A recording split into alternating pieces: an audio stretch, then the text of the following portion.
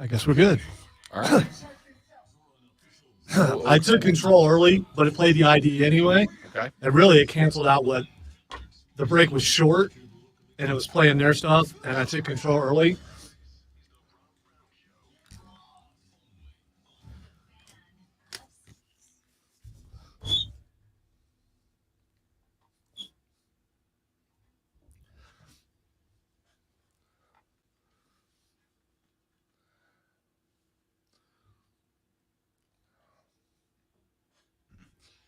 And away we go, ladies and gentlemen. The Tuesday edition of the Rob Brown Show starts right now. Good morning, upstate South Carolina. Hello, America. What up, world? Great to be with you again. Happy Tuesday. I am Rob Brown. Directly across from me on the other side of the metaphorical glass this morning. Colonel Grudge, hashtag DadCakes, the alpha and the omega of the fan upstate, the content cash cow, the professor of perfection, the wizard of wave, the great one, Lonzo, is at the helm today. What's up, Zoe? You ever take a drink of water and then you just start coughing because it went down the wrong pipe, as they say? I did. What I ordinarily try to do, though, is avoid that when I have to talk on the radio. As a rule of thumb. Yeah, it's not a good move. And I wanted to ask you, have you ever thought about learning how to play the intro? Just so you could start the show out with your guitar in here, just rocking out to the intro? Because this would be really, really cool, I think. I'm not that good. I have considered, because I am a master of power chords, I have considered in the past getting my band to record my own intro at some point. The problem is getting multiple adults to all be available to do the same thing at the same time and not get paid for it gets increasingly tougher as you get more old, as you age. I think now, I mean, since you're worldwide, even more so than ever before, that maybe you could get them. There's actually people in the building you probably could get to do it. That's true. We could get Todd in there on bass. We could get you on whatever else needs to be played. Yeah. Because you're the jack of all trades. Yeah, I can play keyboard, but I don't know about how well. As long as it's hammering, so I'm good. Because I beat that thing with a hammer. T2, don't forget, he can play. Because you guys played together on the Christmas special. We could have an Odyssey family band in here. Oh, we could do it. We could. The Audacitors could be formed. I don't know about that. We could put Stone Man on the triangle. Hey. You know? You're gonna make him mad. He's gonna come and kick you in the shin. Mark Ryan on the trombone would fit in excellent. By the way, I was talking to T2 about this. He also played trombone, and the thing is, I'm really thinking about having a mini horn section this Christmas. You know who else played trombone in this building? There's one more person. You? Yeah. Right. Yeah, I know. I mean, there's a natural horn section. Not that you guys No. It's just the horn. It's just trombones, a whole trombone section. So trombones are not like a saxophone where you have different. I mean, I guess you could get a higher pitched trombone. Yeah, I mean, it's kind of like playing harmony on something. I just don't know that I like. Listen, I like everyone else my age had a ska era, a ska period in my life. Where Big Bad Voodoo Daddies and Five Iron Frenzy. Remember, Mark was actually in a ska band. Yeah. So, I mean. And from what I understand, they were pretty good.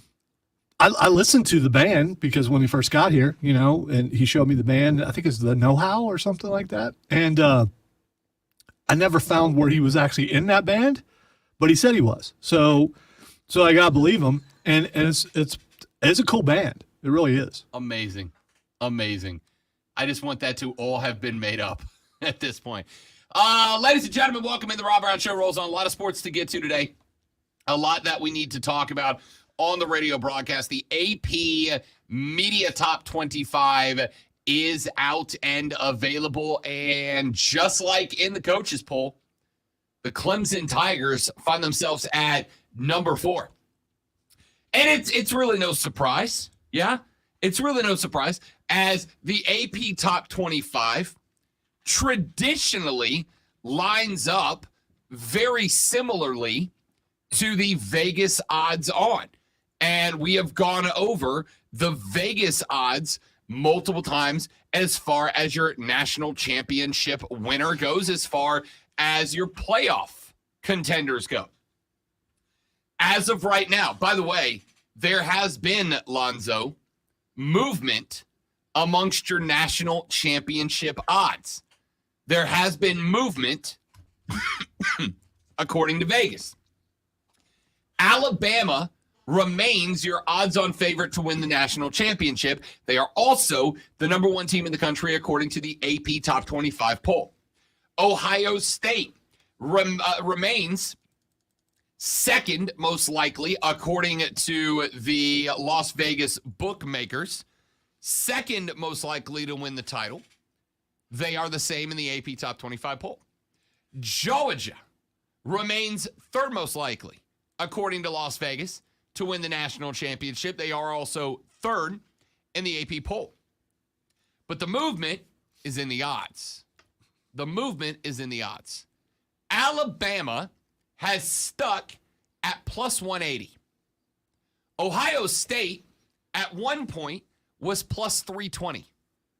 They are now down to plus 300, which means that one of two things. Either something has happened under Ryan Day's program that has made Vegas more confident in this team, or there has been hefty money from bettors coming in on the Buckeyes as a national championship threat. Georgia has remained around the same. They have been hovering around the plus 360 mark. They are now at plus 375. Here's the interesting part. Clemson was plus 11, and I'm trying to remember last week or 2 weeks ago when we talked about this. 2 weeks ago, Clemson was plus 1150. They are now at 11-1 exactly, plus 1100. So they've actually gained a little bit. Their odds have gotten a little bit better to win the national championship, but there is still a bigger drop-off from 3 to 4 than anywhere else. Here's the more interesting part, though. Well, I guess that's subjective. Here is, to me, another part that is just as if not more interesting. Remember we talked about the drop-off from 3 to 4 in the Vegas odds, right? And I got a text at some point that was like, Rob, not everybody, why do you put everything in terms of Vegas? Not everybody gambles on sports, which, yeah, obviously. The reason that I frequently turn my eyes to Vegas when I am talking college football, well, any sport, frankly, is that you're going to be hard-pressed to find guys that are going to do more research, that are going to put more legwork into getting this right than Vegas, because they have millions of dollars that all ride on them getting this right. If they get a line wrong, it will cost Vegas millions and millions of dollars. Or, as a book, it will overwhelmingly cost bettors millions of dollars, in which case they're going to lose business. Or, if the line is bad and fans recognize that, gamblers recognize that, they won't pull any bets, right? They won't pull any bets. They won't get anybody who participates, in which case they can't make money. You are not going to find, I don't care how many blogs you read, I don't care how many podcasts you listen to, I don't care how many sports talk radio shows you tune into. And keep in mind, these are all elements of broadcasting that I need you to do, right? I need you guys checking in when I put up a blog post. I need you guys checking in when I put up a podcast. I need you guys tuning into the show every day, reacting to me. That's my job, right? No matter how many podcasts you subscribe to, blogs you read, or radio shows you tune into, at the end of the day, you will not find a person or people that are more invested in getting it right than Las Vegas. That is why before I look at the AP Top 25, I look at the Vegas odds. Before I look at the coaches poll, I look at the Vegas odds. Before I listen to pundits and analysts break games down, I look at the Vegas odds. Because these guys have a 7+ figure vested interest in getting it right. So, Bama plus 180. The Ohio State University plus 300. Georgia plus 375. Ohio State is just barely a better shot to win the title than Georgia. And Alabama is just slightly more than that, a better bet to win the ship than Georgia. 375 is Georgia in third, plus 1,100 goes Clemson. Now, we've got a lot of people going, Clemson can make the playoffs, but are they really a threat? And the answer is maybe. Maybe. If they do, it will be a major upset. If Clemson makes the Natty, they win the Natty, it will be a major upset. But I hear everybody asking, who else are the chaos teams, right? Who else are the chaos teams? Who are the teams that might jump up and make some noise? And I got a few that for the sake of the discussion itself, I might include. But listen to the odds after you go from 3 to 4, plus 375 to plus 1,100. And then go 4 to 5. When you leave the playoff territories and start jumping into guys that are teams that are outside of playoff spots. Clemson is 11-1, plus 1,100. USC checks in at number 5. Pens and paper in front of you. Let's play the Rob Brown Show Home Edition. What are the odds for USC? According to Vegas, the number 5 team in the country with the best odds to win the Natty.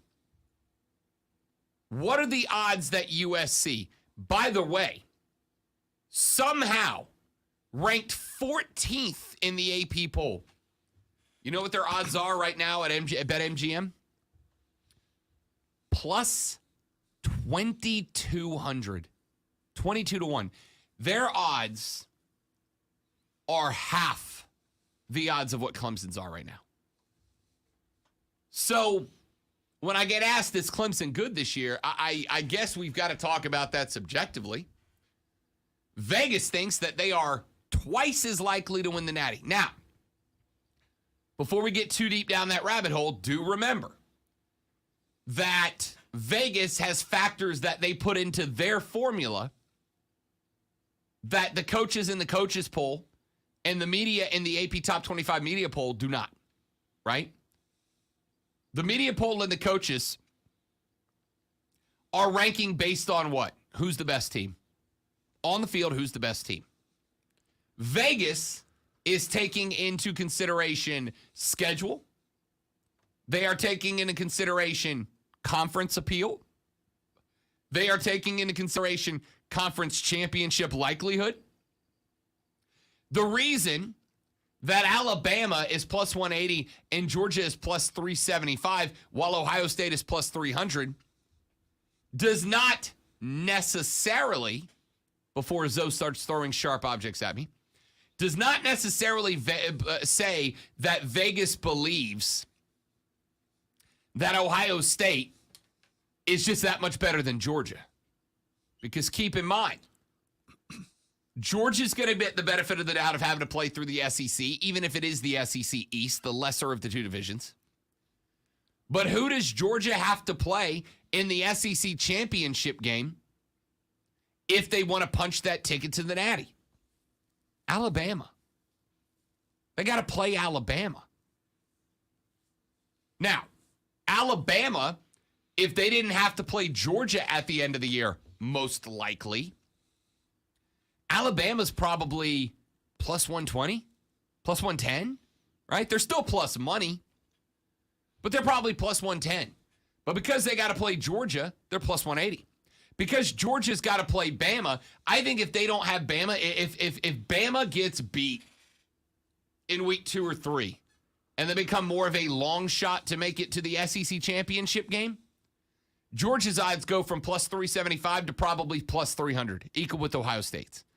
So the Vegas odds are not the end-all, be-all of the conversation, because Vegas has got to take a lot of other things into consideration. But the AP poll just ranks who's the best team. And the best team in the country, according to the AP poll, 54 of the available first place votes this year, 54 of them went to Alabama. There are 63 available 63 available first place votes. Bama got 54 of the 63. Ohio State checks in number 2 in the country in the AP Top 25 poll. They received 6 of the 63 first place votes.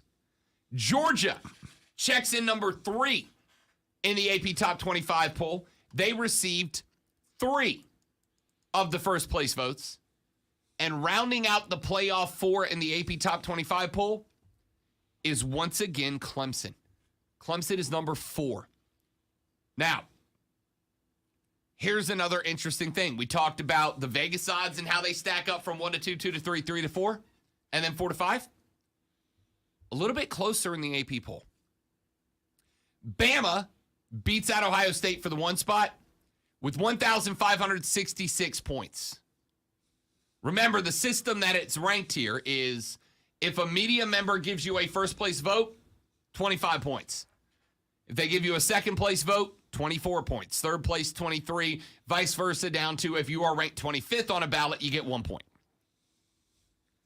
From Alabama down to Ohio State, 1566 to 1506. 60 points worth of difference. That's on 53 polls, which means that, with 63 polls, which means that with Alabama taking 54, the rest of them, they were likely all number 2. Ohio State, with 6 first-place votes, got 60 fewer points. That means that Ohio State was clearly the favorite at number 2 around these polls, even if they didn't get the first-place votes. Georgia is at 1455.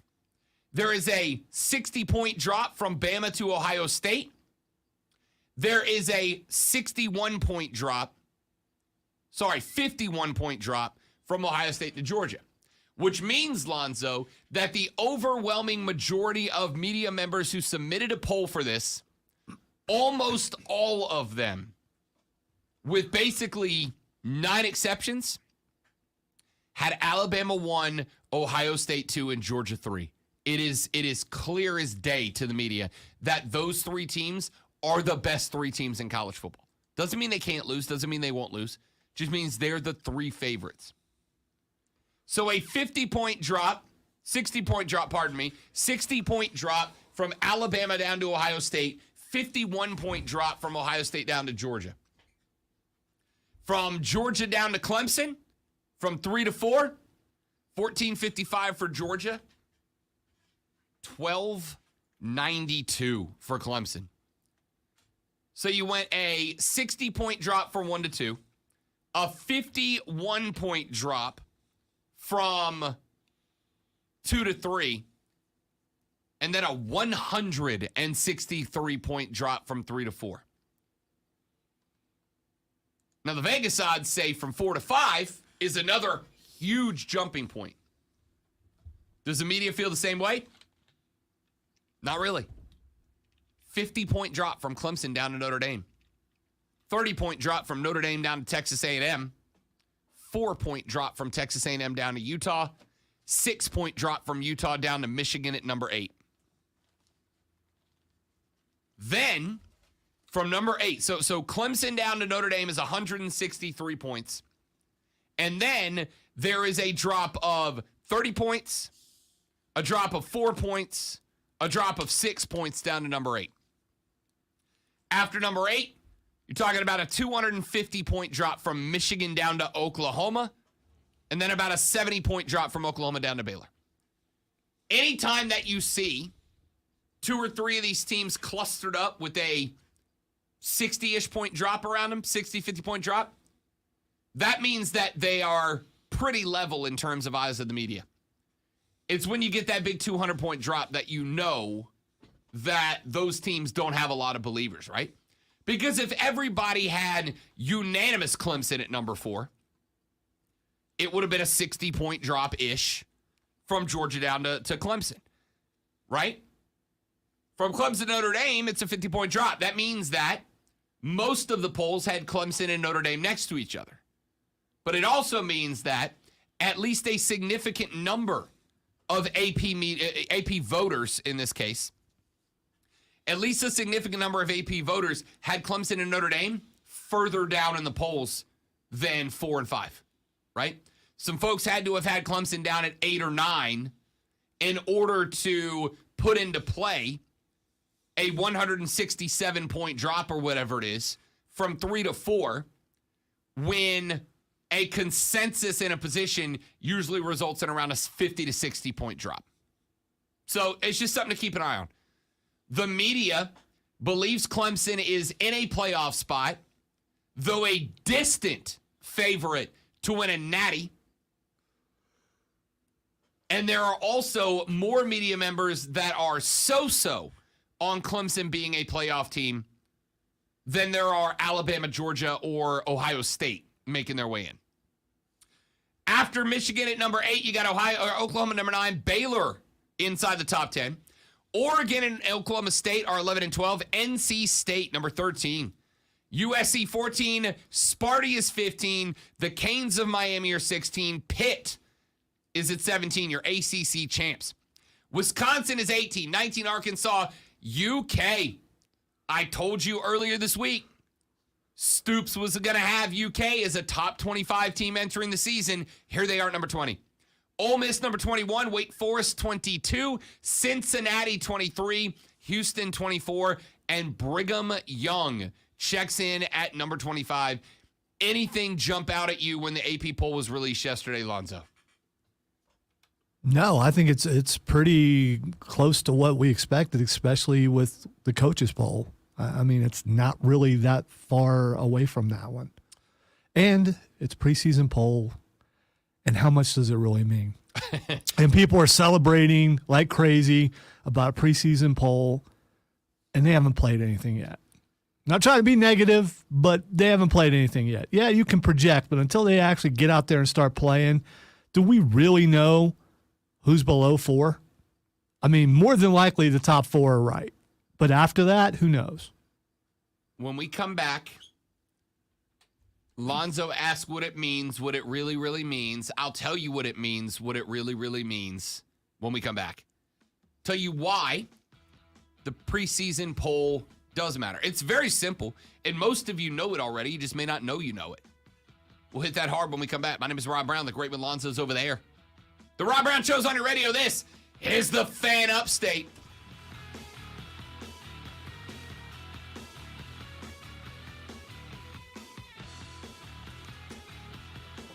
Skrilla, good morning. Welcome in, buddy. Good to have you as always. James says Texas A&M is the best team money can buy. No, you didn't read it the way. Texas ATM, which, by the way, I call them ATM all the time. It is, and here's the thing, James. Everybody else can do the same thing. Tis what it is. Oh, that's just back. I'm dying.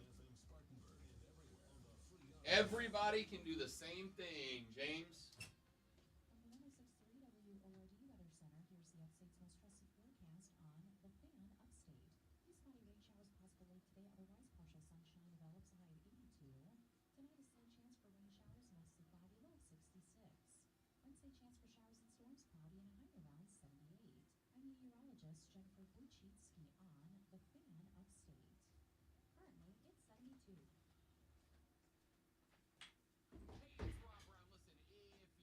I mean, maybe it was.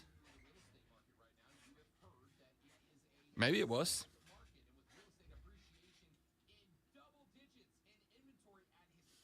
Are you judging me for making a Spice Girls reference?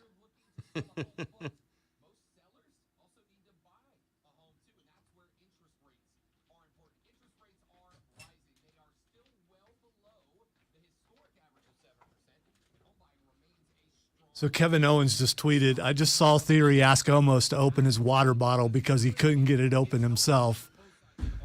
He says, it's early in the morning, okay? He also just got booted from the seat he was in because he was sitting in the wrong one. Great morning so far. And all I can think of is if you're in the WWE and you can't open a bottle, Omos is the guy you go to, Yeah, right? I don't know, Lashley. See, the big guys, he's got such a big hand. Yeah, I was going to say, it might be harder for him the water bottle, him holding it looks like when I hold one of those mini bottles. Yeah. Kevin Owens could be making it up because he is pretty funny, but still, I'm just picturing Theory going, hey, Omos, can you open this for me?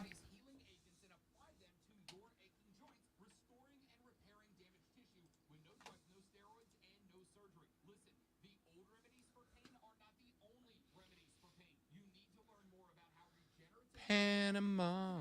Maybe he had to ask because he got beat up so bad last night by Ziggler that he had to. Well, you haven't watched, so you don't know that. It was actually, that was a main event. It was pretty good. I heard. Yeah.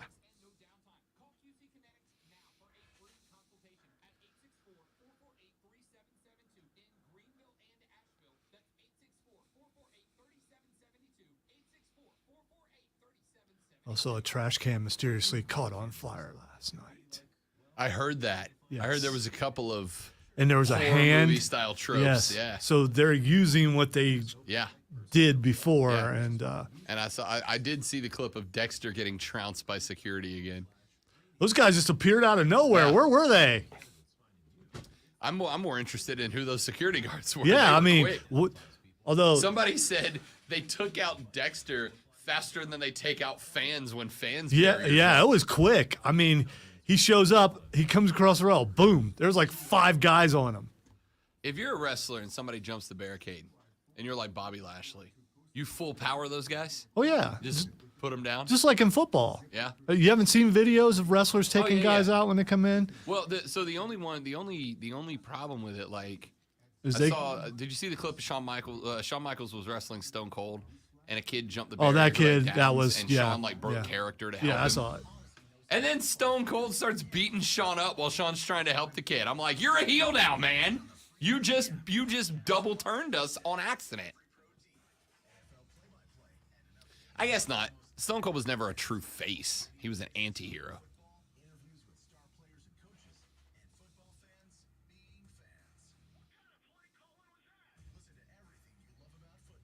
Brisbane, next break. Okay.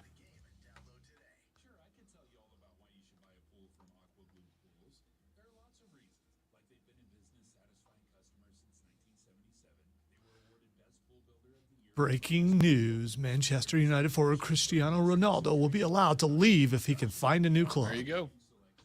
Is that actual breaking news? Yeah. That's huge.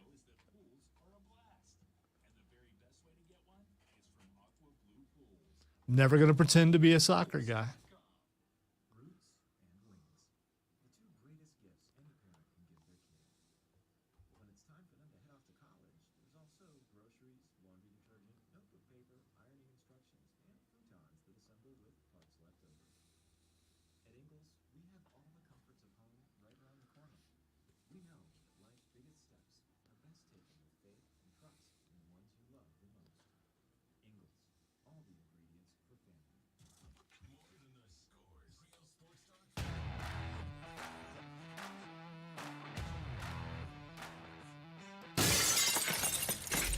Breaking news brought to you by our friends at BetQL. Be a better, be a smarter, better, and beat the books with our friends at BetQL. And make sure on Saturdays, 1 to 5 p.m., you tune into the BetQL network. You watch live on Twitch, or you find a Fine Odyssey station, including HD3 right here in the GVL, and listen to Bet for the Cycle, the nation's best ever baseball gambling show hosted by me and Cody Decker nationally every Saturday, 1 to 5. Breaking just seconds ago, and of course, found by noted footy enthusiast Lonzo, Manchester United in the Premier League, after getting smoked 4-0 this weekend. 4-0. Man U, 4-0, has announced that forward Cristiano Ronaldo will be allowed to depart Man U if he can find a suitable partner. It would be a transfer. Who would want that guy? I mean, he's going to have a hard time finding. I mean, the fact that I know who that is means he's probably pretty popular at least. I'm hoping the Greenville Triumph put in a transfer request. Hey, why not? I'm hoping they put in a transfer request. I don't know is the answer. I don't know is the answer. Now, I'm not going to get into this now. I'm going to get into this later in the show. But I don't think, just to be clear, I don't think Cristiano Ronaldo ends up in MLS. It'd be dope if he does. I don't see it happening. But MLS coming out of this most recent transfer window had a really good year. Like, it used to be that guys would complain that the biggest names in soccer would come to MLS as their farewell tour, right? You would catch the David Beckhams and the Nanis of the world when they showed up to play their Hasta Luego tour. But they got some really top-flight European players and South American players that joined into MLS this past transfer window. We'll talk about that later in the show. I do want to get to this to finish up a conversation that we were having earlier in the day, which was 10 minutes ago, give or take. Lonzo said, it's preseason polls. Who cares? Preseason polls matter, right? They matter. And they matter for a couple of reasons. They matter first and foremost because if you start out at number 1 or 2 or 3 or, for no particular reason, 4, the odds that you get bounced from a playoff spot are pretty low, right? At the end of the day, when we were at Media Days and I asked DJ if it's fair to say that, in past years, Clemson's goals were playoffs or bust. I said, is it fair this year to assume that you guys have gone back to the traditional set of goals of most college teams, which is what?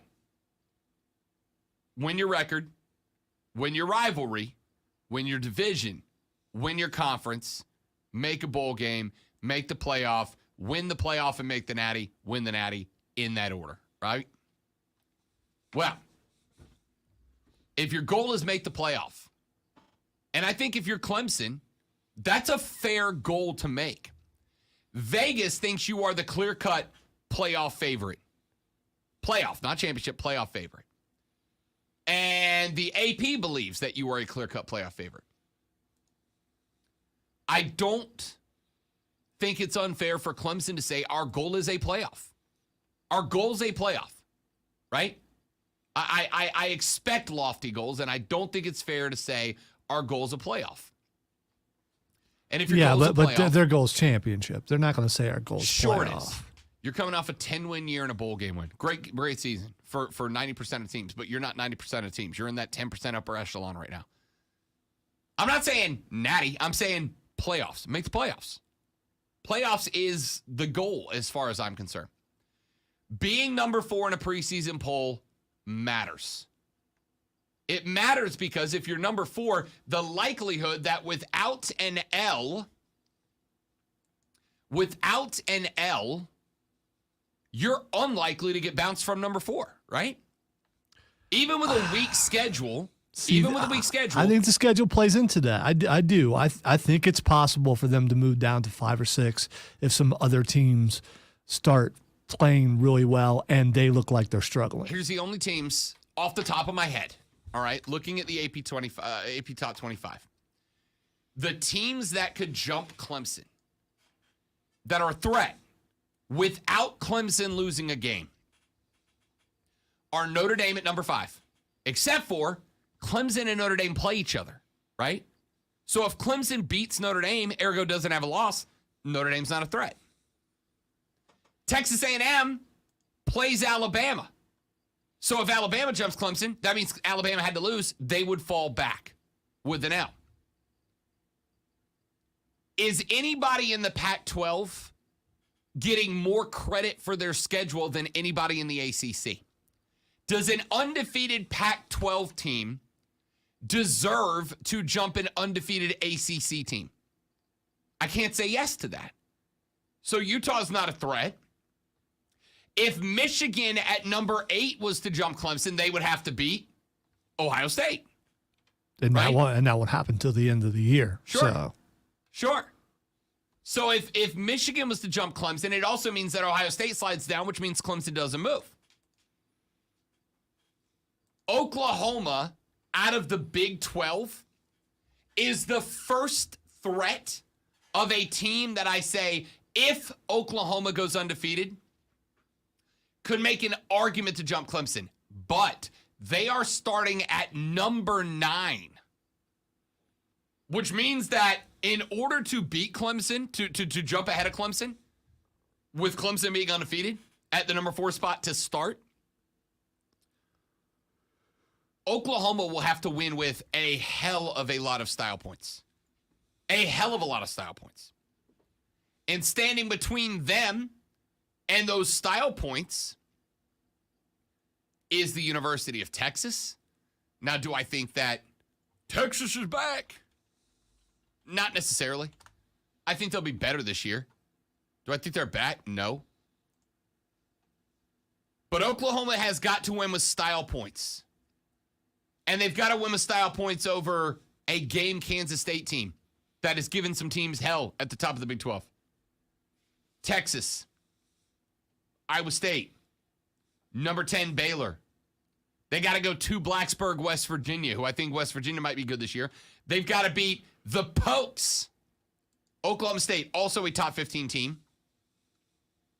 There's a lot of work to do for Oklahoma, and they'll need style points. The point here is by Clemson being number 4 and being number 4 with a good distance from them down to number 9 Oklahoma, about 350 points worth of difference, according to the AP. The poll matters because it basically says to Clemson, go win all your games, you're not getting jumped. Notre Dame has to beat you to jump you. A&M has to beat Bama to jump you. Utah has to win every Pac-12 game by 50 points to jump you. Michigan has to beat Ohio State to jump you. And if any of those teams jump you, that means there's a team ahead of you that's got to go down. Bama, Ohio State. Right? Or Georgia. And by the way, Alabama and Georgia play each other, obviously, which means one of those teams is falling out.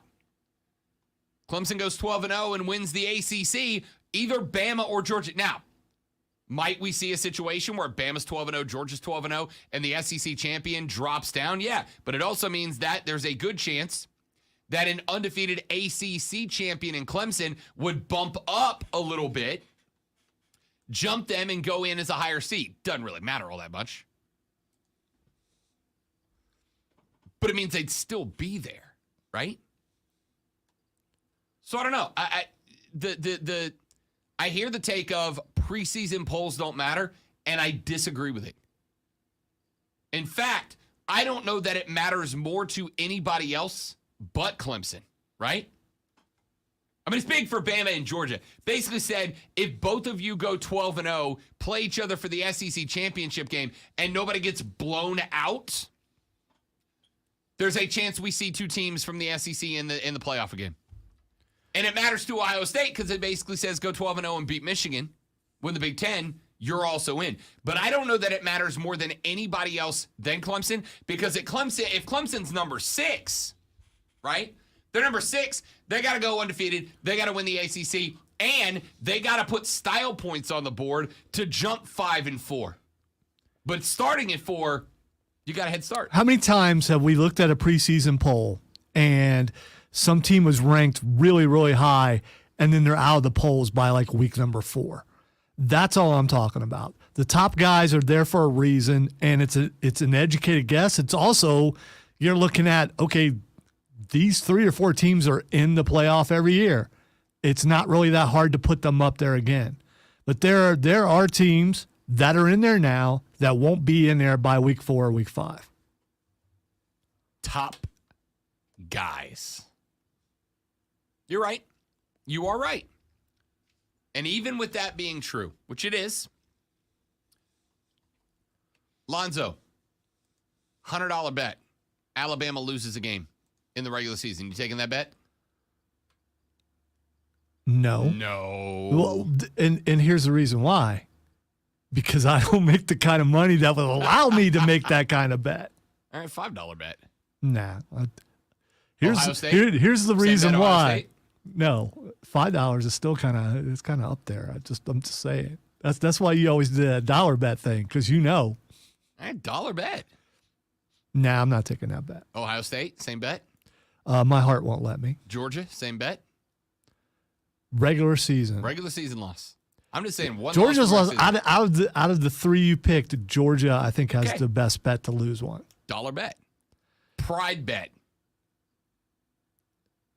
But I don't care about Georgia. I didn't so ask how's it that. a pride I asked, thing? are you taking a bet? That Georgia will lose a A regular regular season game. Yes, I will take All that right. bet. I'm not.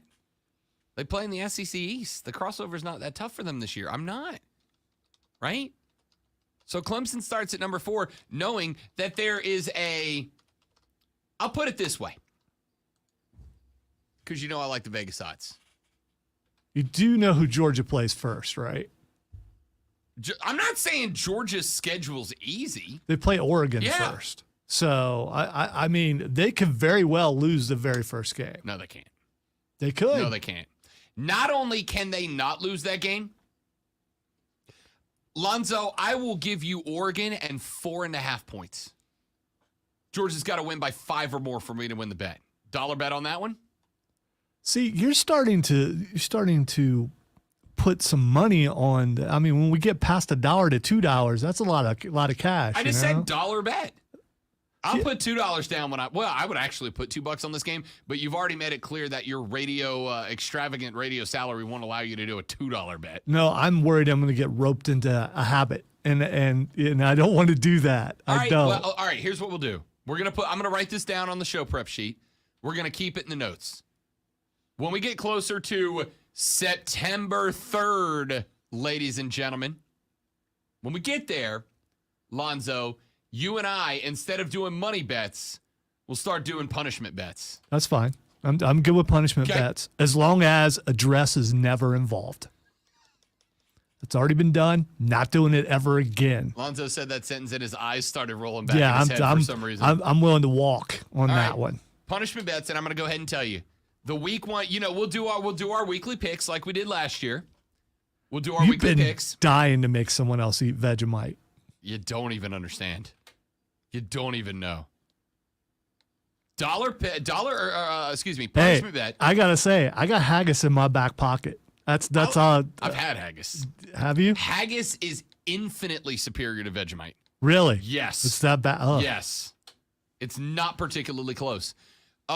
So when we get back to our picks, last year we did 10 games a week split between college and the NFL. We will do those again, plus one punishment bet every week. Take a break. Back after this on the Rob Brown Show. This is the Fan Upstate.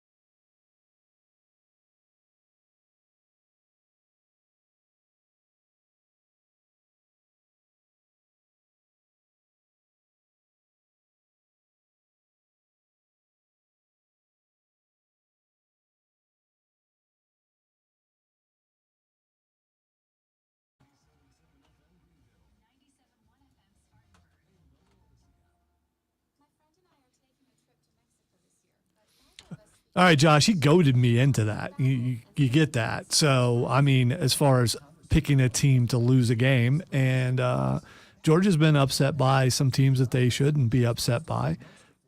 But would it be a major upset if Oregon beat them? Because according to Rob, preseason polls matter. So that means Oregon's pretty good, right? I don't know. We'll see when they actually play. We're just a couple weeks away. And he's dying to make me eat Vegemite, even though I had already agreed to it once.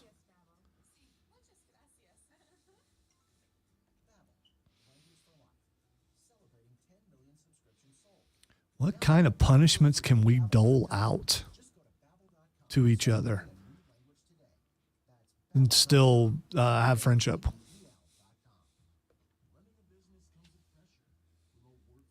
least I don't have to worry about this with Rob. Rob will pay up on a bet because I've seen him do that.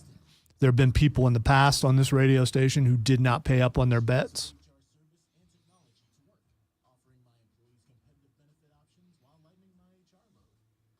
You fired up, Josh? You want to get in on the punishment bet?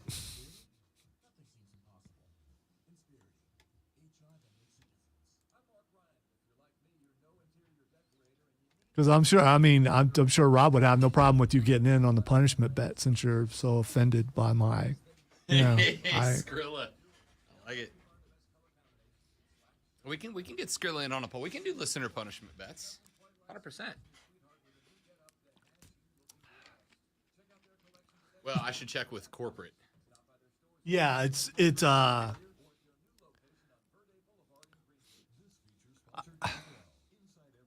can't be like drinking gallons of water or stuff like that because people die from that. It would genuinely be like you have to go get Vegemite and eat it. Like it would have to be something you have to film it and send it. See, I think that corporate may frown on that. You think so?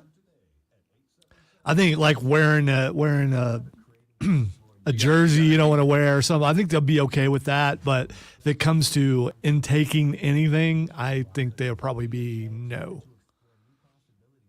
Yeah. I'm not above asking. All right, he says he's willing to sign a sheet. He will sign a waiver. You okay. need a waiver to eat Vegemite. I wonder how you would even get a waiver. I mean, I guess you would. I guess you'd have to go through your direct manager first. Would have to go if we could get it past Hendricks, then it would have to go to corporate, and then we'd have to wait for them to get it back, which means probably the season will be over by the time we. Yeah, they're busy making things better. Same here, James. I'd never heard of it before, but Rob is actually eating it. You never heard of Vegemite? Yes, you have. No, he's saying. Before the song. Until the song. Okay. I mean, before the song. Yeah, that's the first time I heard of it too. Give me a Vegemite sandwich. And she said. That's probably what it would be. It would be next season. Right. And then we'd actually have to remember. Which Rob is very bad at. Just ask Lonzo. I sometimes look around and have no idea where I am. Or why I'm there.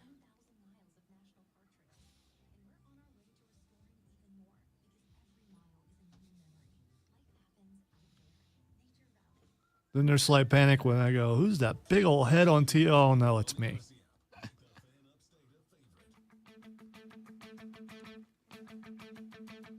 Quick segment.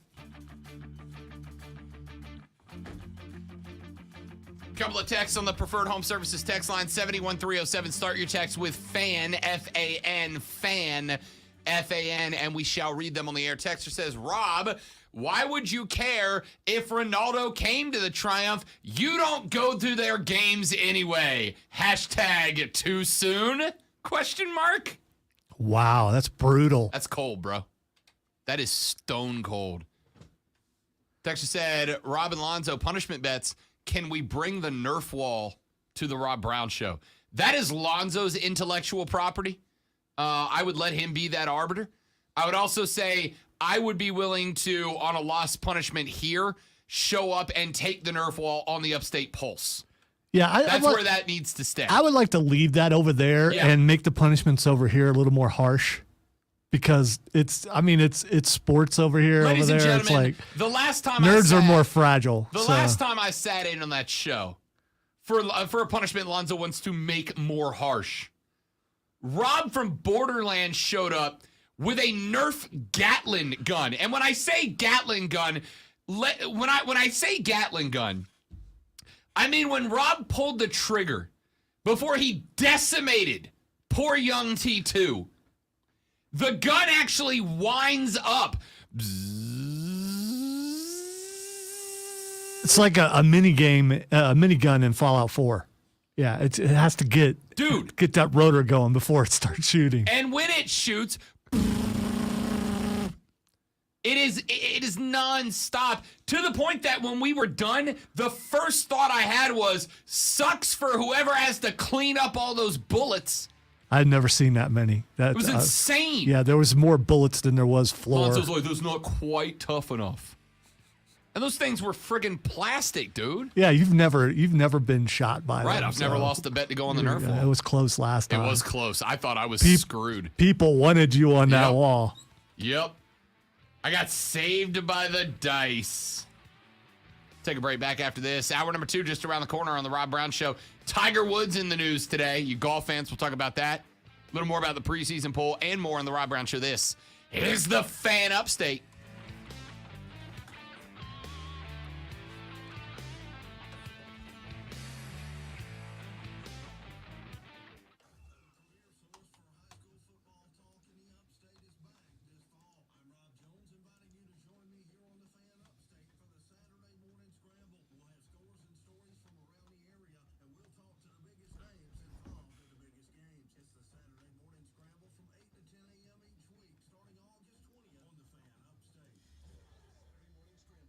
Rob has the perfect I talk about high school football voice for that show.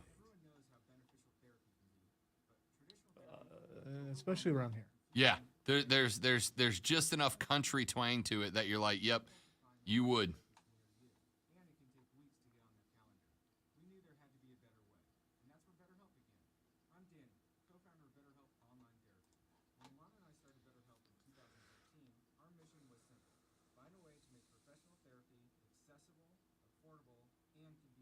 Waivers are really important, James, apparently.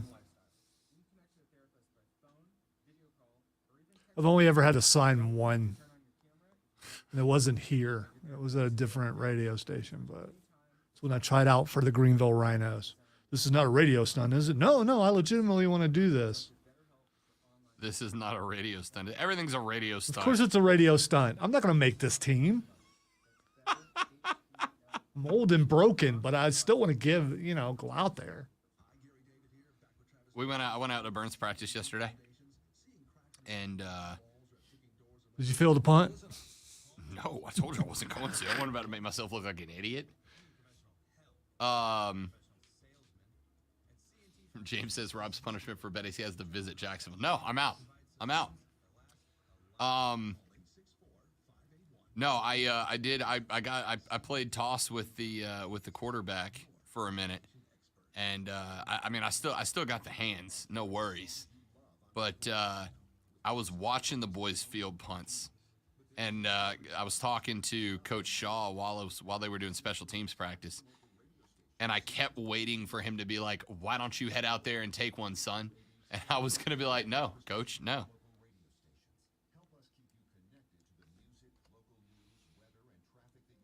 I don't think he would call you son. I don't think he's that old. So no, calling somebody son as a high school football coach is just, it's like wearing a bucket hat. If you're a high school coach, you wear a bucket hat. It's not a. I don't know. I think some of the guys who wear the bucket hats are usually position coaches, and those were always the guys that I had to deal with. I don't know. I don't even know if they had bucket hats when I was in high school. Yes.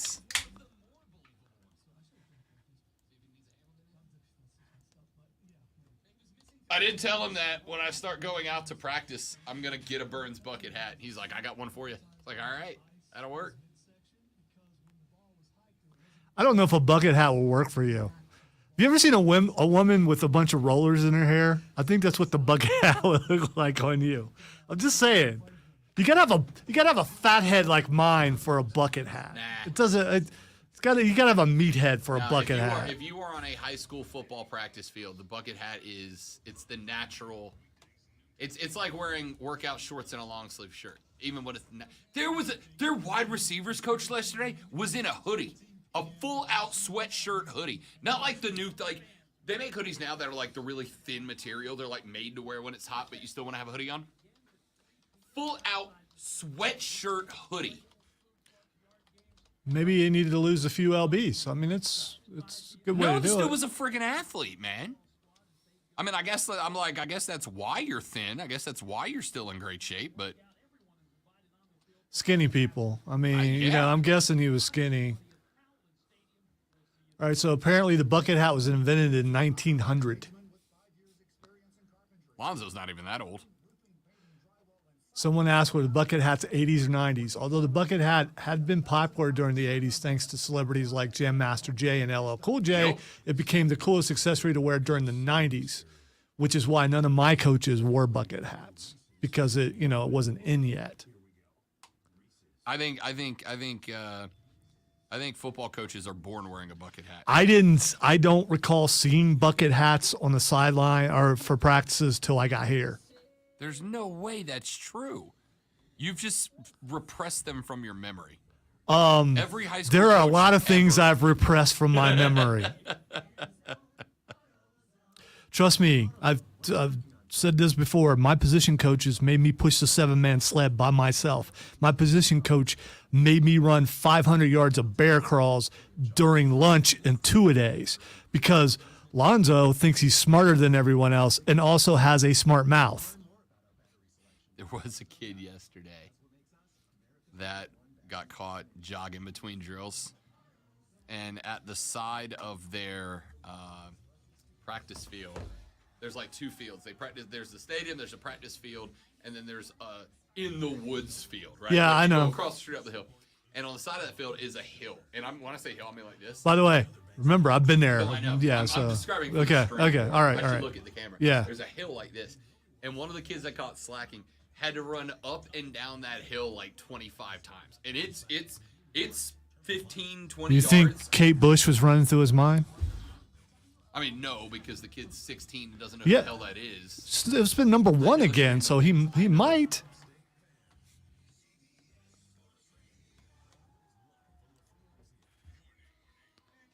I always had a song in my head. When I was running. Yeah, you have to, right? It's the only way Yeah. to stay sane.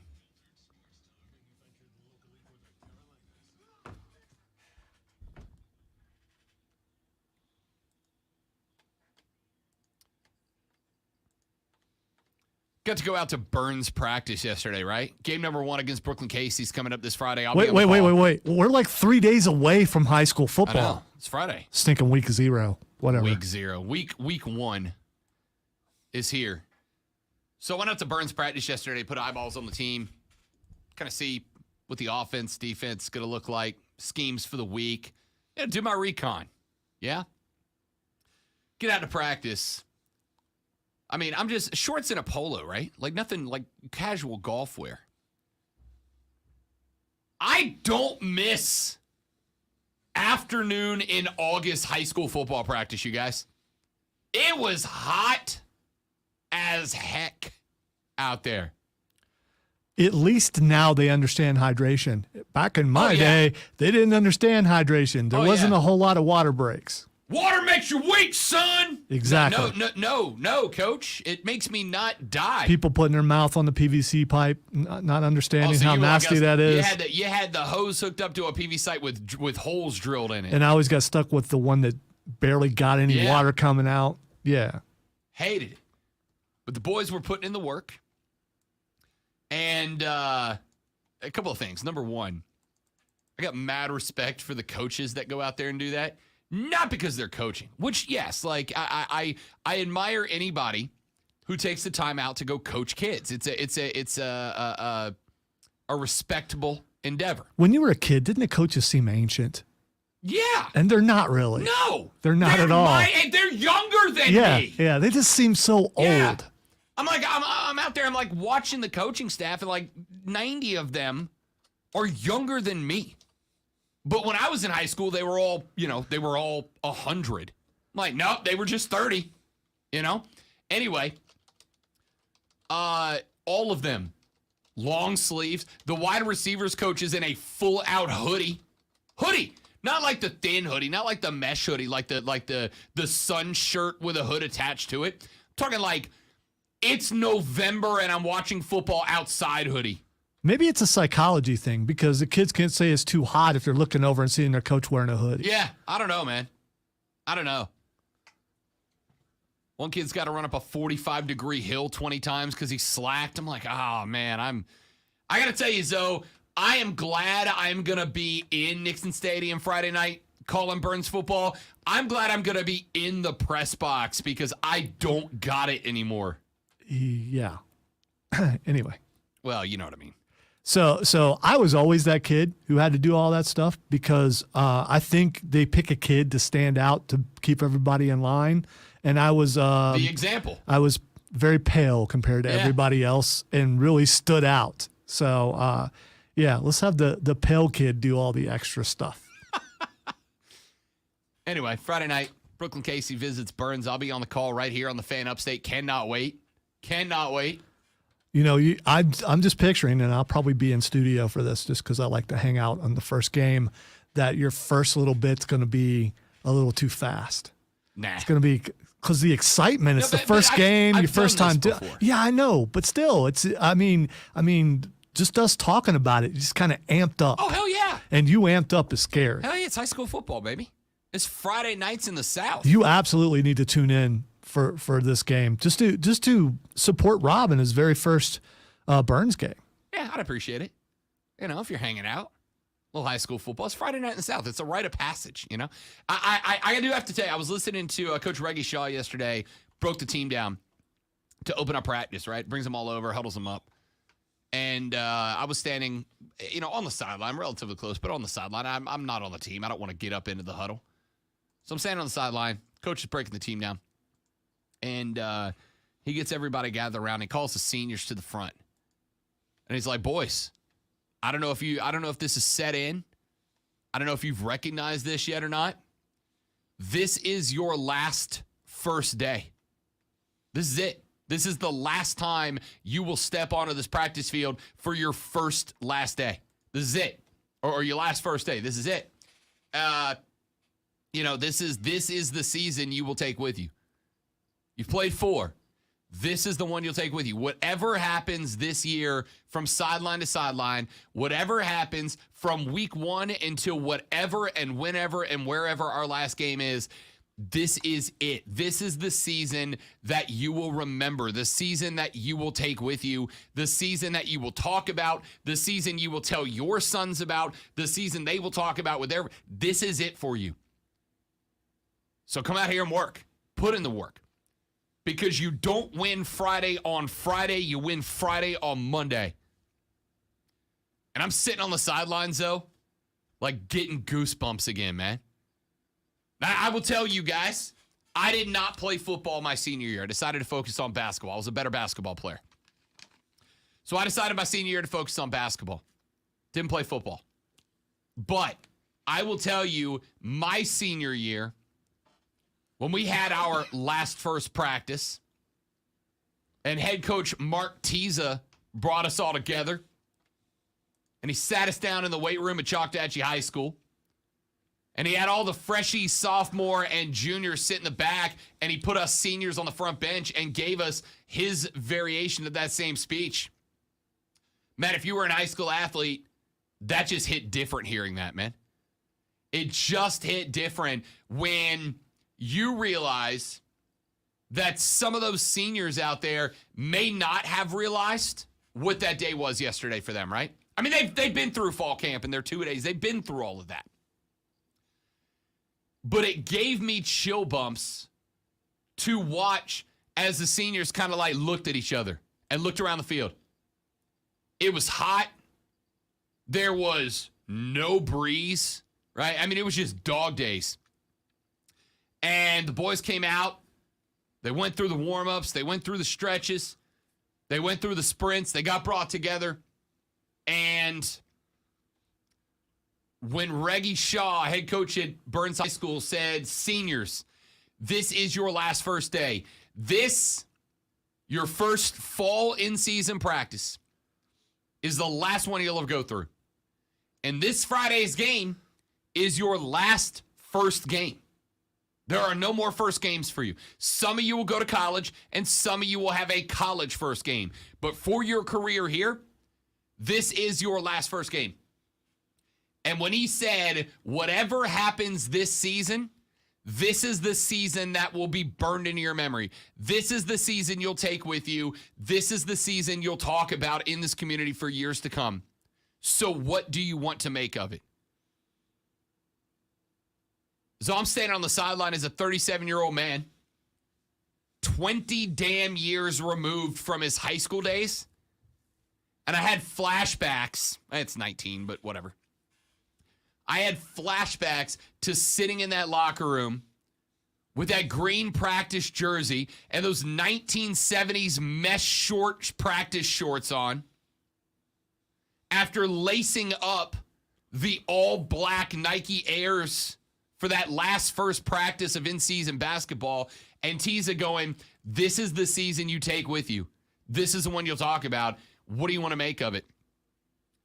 Man, just like, I had goosebumps talking about it yesterday. I got goosebumps thinking about it now. High school football, man. By the way, that never goes away. I mean, because I'm a considerable amount older than you, and that never, ever goes away. I still have dreams every once in a while that I'm back on the field in high school. And I think that will always be there until the day I die, which hopefully won't be anytime soon. Yeah, I prefer not. So I get out to practice, and I got to tell you what happened. They do the stretches, the warm-ups, the sprints. Coach breaks them down, and then they break down for position drills, right? And the first drill is quarterbacks on both sides, just receivers running down the field, hit the receiver in stride, get to the other side, flip the ball to the quarterback, run the next one down, right? Quarterbacks and wide receivers running each other. Second drill after that was cut routes, in routes, right? 5 yards and in. Quarterback hit the wide receiver coming out of the break. Wide receiver, sink the hips, get low, plant the outside foot, push off, turn into the break. Eyes should be turned to the quarterback before you get out of your break, right? So I'm watching these guys run these drills, and I'm watching the wide receiver coach as he's basically instructing the wide receivers, you know, your hips are too high. Your center of gravity's too far forward. I need you breaking in 2 steps, not 3. In order to do that, I need you to sink your hips. I need you to trust your cleats. I need you to plant that foot and burst out. I didn't play my senior year, but I played through junior year. I played tight end, wide receiver, and defensive end.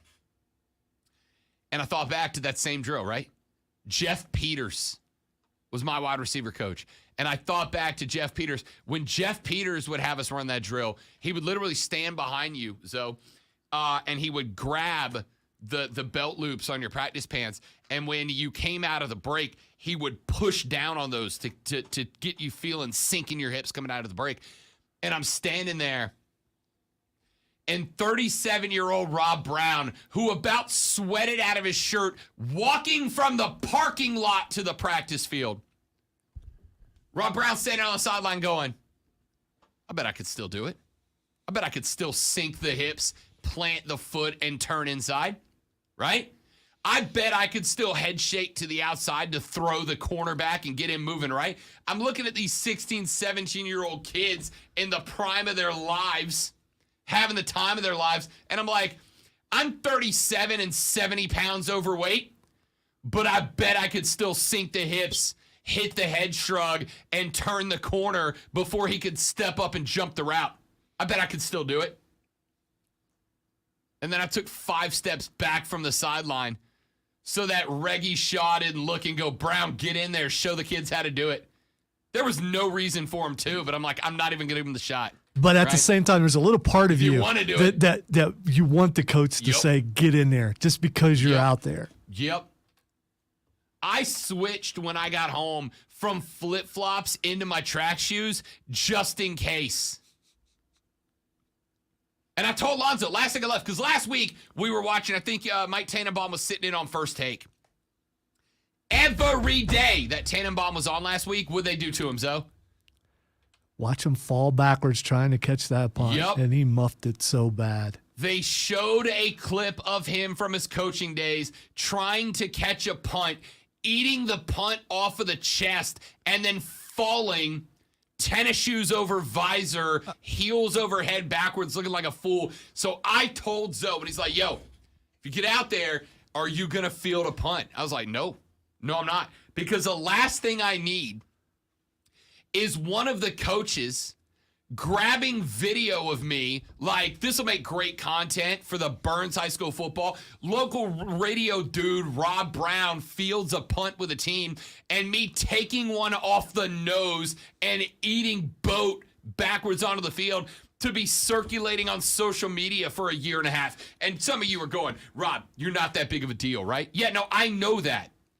But I have terrible friends.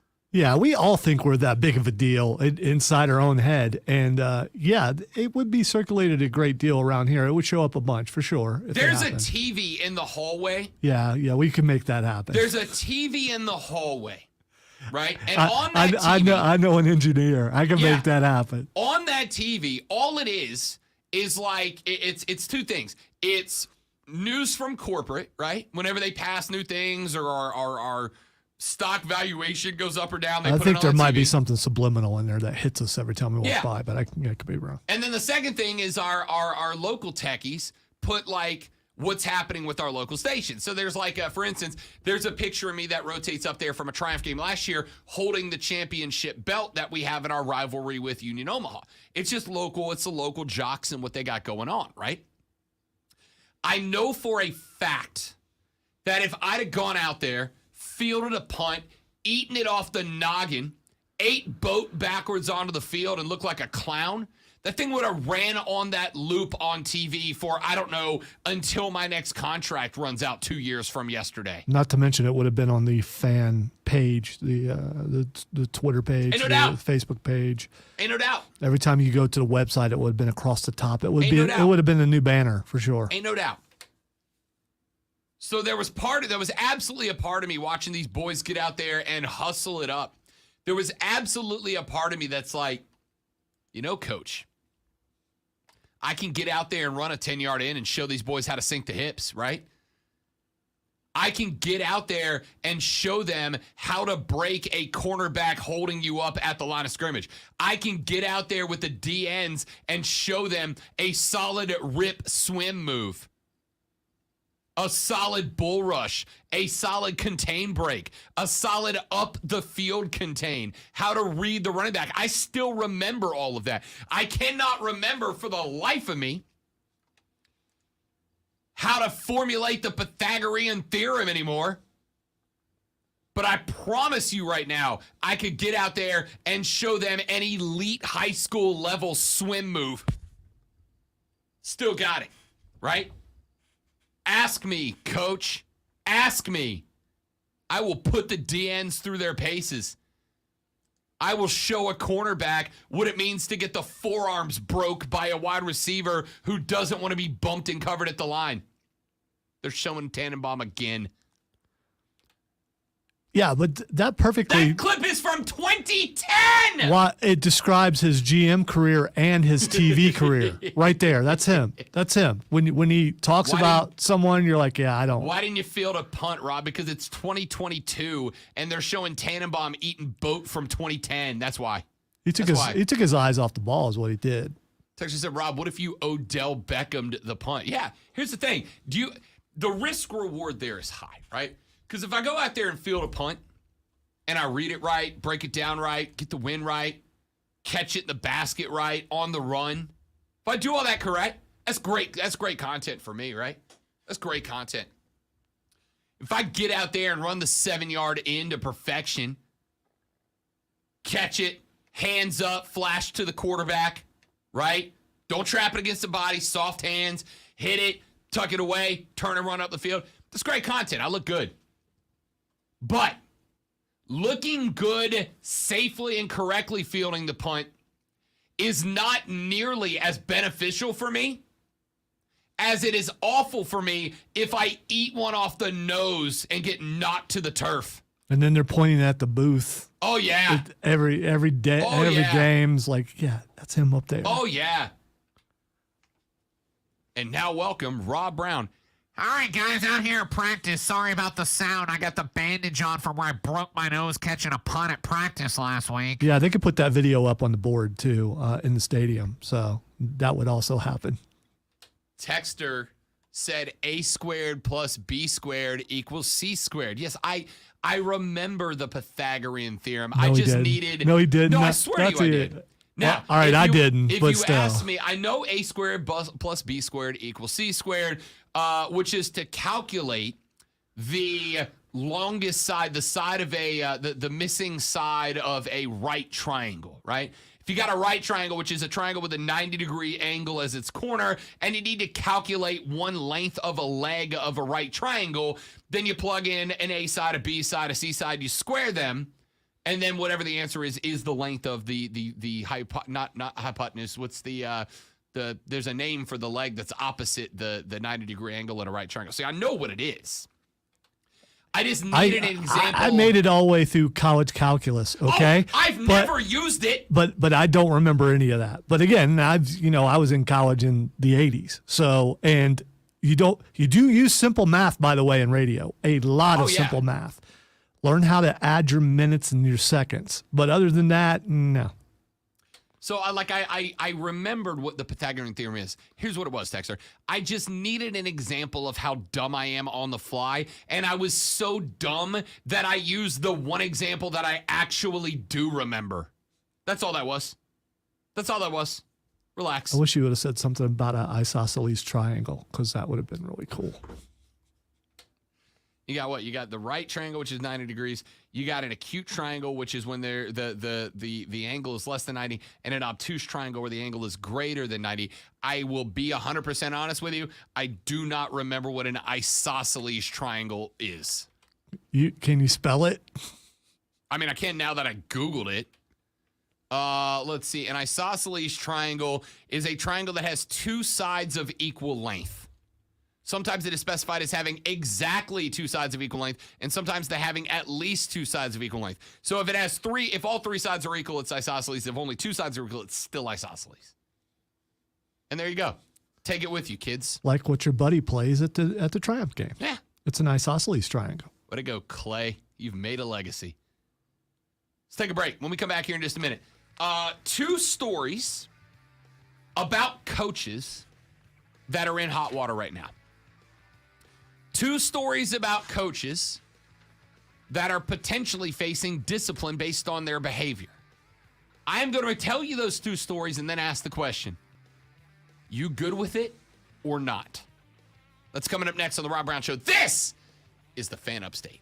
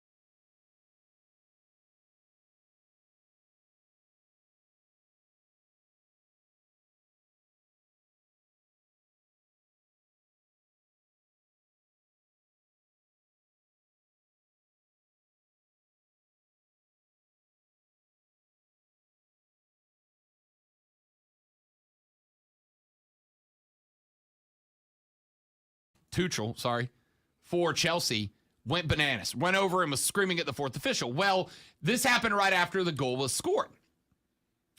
At the same time, Antonio Conte, who was the manager for Tottenham Hotspur, ran over to celebrate and thought that Tommy T was getting into his grill a little bit. And they got at it. Like they were barking, nose to nose, face to face, and had to be separated by their teams. About 20 minutes later, Chelsea scores to go up 2-2.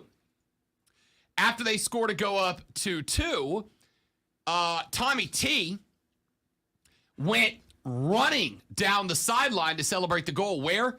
Right in front of the Tottenham bench. Right in front of Antonio Conte. Conte didn't take too kindly to it. They got into it again. At the end of the match, Tottenham scored just at stoppage time to draw level once again at 2-2 and split the points one apiece. Conte then celebrated, looking directly at Tommy Tuchel over Chelsea. After the match was over, Tuchel and Conte did the traditional shaking of hands. Well, Conte tried to do less of a handshake and more of like a drive-by slapping of the hand. Tommy T grabbed Conte's hand. Zoe saw this. Grabbed Conte's hand, pulled him backwards and into his face, and got after it again. Well, the two managers, Tuchel and Conte, kept going. They had to be separated again. Antonio Conte, because he would not stop, was issued a red card after the match was over. Both of those are now facing investigation by the Premier League over their behavior. Conte has a red card, which could prevent him from managing Tottenham Hotspur's next match. I do not know that Tommy Tuchel was carded or not, but he criticized the official harshly after the match for losing control of the match, which is somebody who watched the match. The official absolutely did, right? Both of them being investigated, both of them could be penalized in the form of a fine and potentially missed match or matches upcoming. There's a second story that's going around right now. The head coach for the University of North Carolina, come on and raise up, is in a little bit of hot water as well. Because the coach of this team, Courtney Bangart, went on a podcast called The Tar Heel Show. Coincidentally and comically enough, a podcast based out of Norwich, England. Big Tar Heel contingent over on the British Isles. Wow. Yeah. So she was on the Tar Heel Show, a podcast run by a gentleman by the name of George Harmer out of Norwich, England. And he asked Courtney Bangart who she enjoyed beating more, NC State or Duke. And she responded this way, Lonzo, and I quote, "You're asking me who I hate less. I hate both of them probably more than I should because I don't have the history that everybody else has. Duke is a national and international rivalry that I love. NC State fans are so classless, I don't even like going there." End quote. Well, Ms. Bangart was reprimanded by UNC and forced to apologize for her comments that NC State fans are classless. A lot of fans started getting a little bit heated. A lot of fans started busting up Coach Bangart. She was taken to task over the comments and she was reprimanded. She was forced to apologize for her comments that NC State is classless. So if she feels that way, she's not allowed to voice that. So what did she do that was so wrong? Did that make the university look bad? Is she the only one at that school who feels that way? I'm going to tell you she's not the only one in the conference that feels that way. All right? I've had Clemson fans tell me the same thing, that they hate NC State because they're classless. So, what did she do wrong? Subjective, right? Subjective. It's kind of in the vein, you know, we had a discussion about this before the show, Lonzo. It's kind of in the vein of, it's like saying dirty words, right? It's like saying dirty words. If you drop an F-bomb in public, did you do something wrong? It really depends on who you ask, right? If you drop an F-bomb in front of me, I don't care. It's just a word to me. It doesn't impact my life at all. It doesn't matter to me. But I also know some people that if you drop an F-bomb in front of them, they will ask you to stop. Please don't say that word in front of me. I don't want to hear that word. By the way, unless they've taken it out, according to the rules for the station, you're not supposed to curse. And that's on and off the air. So I mean, so technically, well, I don't know who around here says bad words off the air. So technically, whenever cursing occurs in the building, whether it be the highest of management to the lowest denominator, Me. well, no, that would be me. Oh. But I'm the king of the lowest denominator, so whatever that is. So technically, rules are being broken. So here's the thing. I would go so far as saying I can contest that, right? Because now you have to define to me. If you're going to say I can't cuss, you have to provide me what a list of cuss words I'm not allowed to say is, right? Like hell. Is that a cuss word? To a lot of people it is. To a lot of people it's not. And I would suggest let me put it this way. I won't cuss. Keep cussing like that, boy. That's where you're going. If I'm at a place and there's kids, I won't cuss, right? If I'm at a place and there are kids, I won't Unless cuss. you're at an AEW event, then apparently it's okay.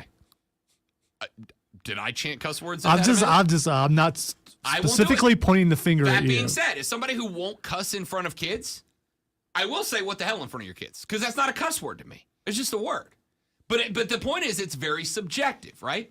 So, Courtney Banger was told, apparently, and I don't know if this was reprimanded directly by the university. I assume that it was, right? But she said that, quote, while intending to keep the competitive energy fueled between two passionate fan bases, I took it too far. I carelessly used the word classless in reference to the passionate fans of NC State, and I deeply regret my word choice.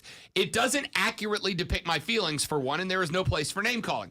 That said, I want to publicly apologize first and foremost to the players and coaches who have worked tirelessly to be great at NC State. I also want to apologize to the Wolfpack fan base. I have the utmost respect for the uniqueness of the rivalries in our state as they help our game be great. Everyone involved in my program, NC State's program, and communities at both schools deserve better, and you will get it from me moving forward. Thank you to the creative writing department for putting together that, wonderful apology. That apology is the biggest load of bullboat we have read on this show in years. It was well written, though. It was very well written. Great writing. Yeah. It's a well put together apology, and it's so BS. My eyes turned brown reading it. All right, that's crap. That didn't reflect my thoughts. Yeah, they did. Yeah, they did. Absolutely, they did. Absolutely did.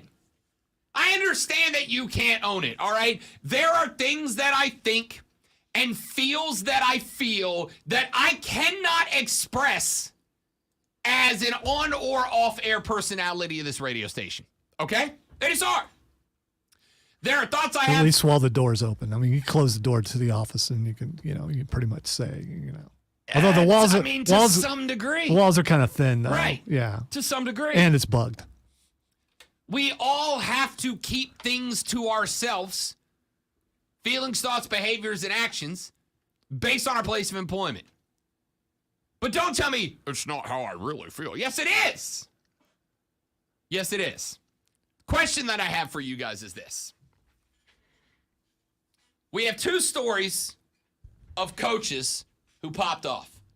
One in the Premier League, where two managers of British Premier League football teams were inches away from getting into an actual literal fist fight. By the way, Antonio Conte would win that fight going away. All right, 3-1 favorite. I'll give you 3-1 odds Conte wins that fight. It would be a scrappy fight. It would be like watching featherweights or something. It'd be really fast. It would really be fast. But Conte came from the era of Italian football that was like wrestling, and also there's 2 goals at the end. All right, the dude's a BA. But they were inches away from getting into a scrap. Courtney Banger, the head coach at North Carolina, called NC State fans classless. Said they were classless. Said she hates going there because of how they are. My question to you is this. I got on Facebook last night. And there's a young gent that I am friends with here who's a big soccer guy. And he went on and said that the two coaches of Chelsea and Tottenham Hotspur, Conte and Tuchel, were classless in their behavior and that it was a terrible display and a bad example for footballers and managers at every level down to Little League soccer, kids who are watching, those matches as future soccer players. Said it was a terrible, bad example.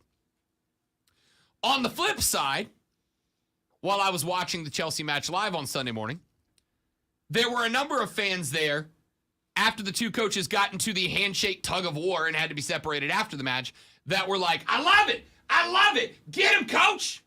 Get him, Tommy T. Let's go.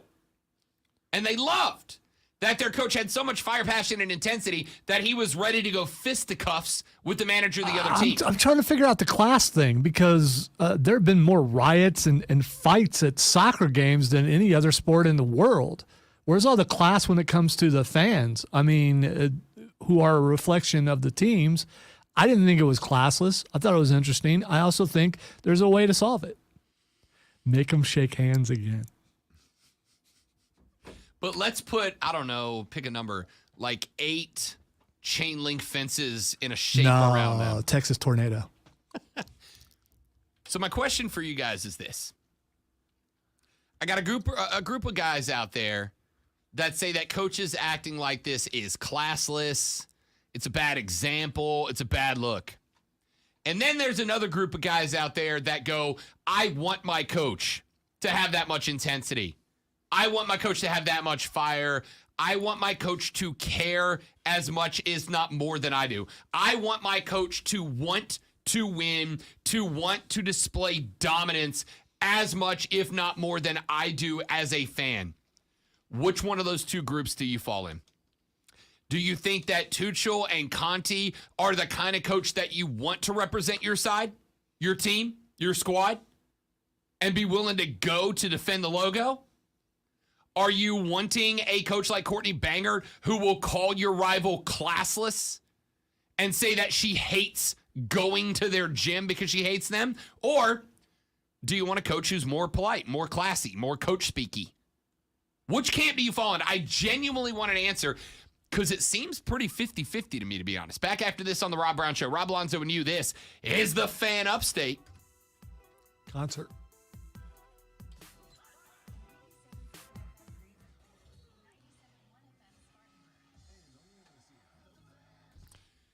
Hey, you. Do me a favor. Grab your phone right now. All right? Grab your phone. Good job.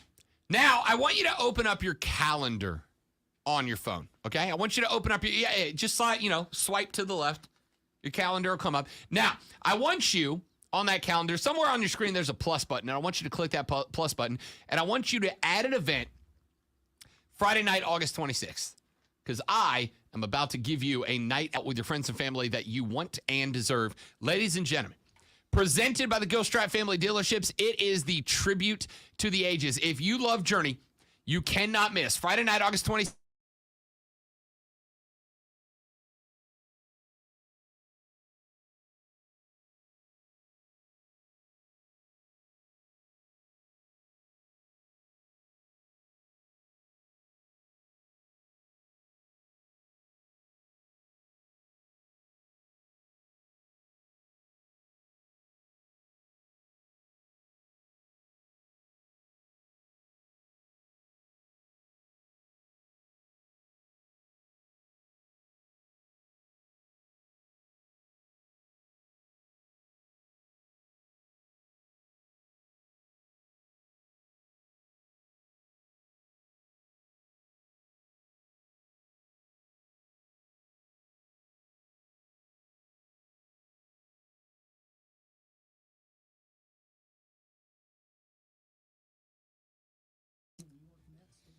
All right, so I looked it up because I couldn't remember, but we've had an incident like this in the NFL, and it was Jim Harbaugh, and I couldn't remember who it was with, and it was Jim Schwartz.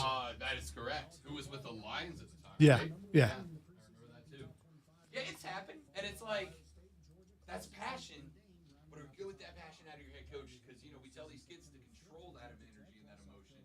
So when a coach loses it, is that good or bad luck? Georgia State. Preseason continues for the Carolina Panthers Friday night as they face the New England Patriots in Foxborough. The Panthers are 1-0 on the preseason after beating Washington on Saturday. Download the Odyssey app and search for the Fan Upstate and listen anywhere on your phone.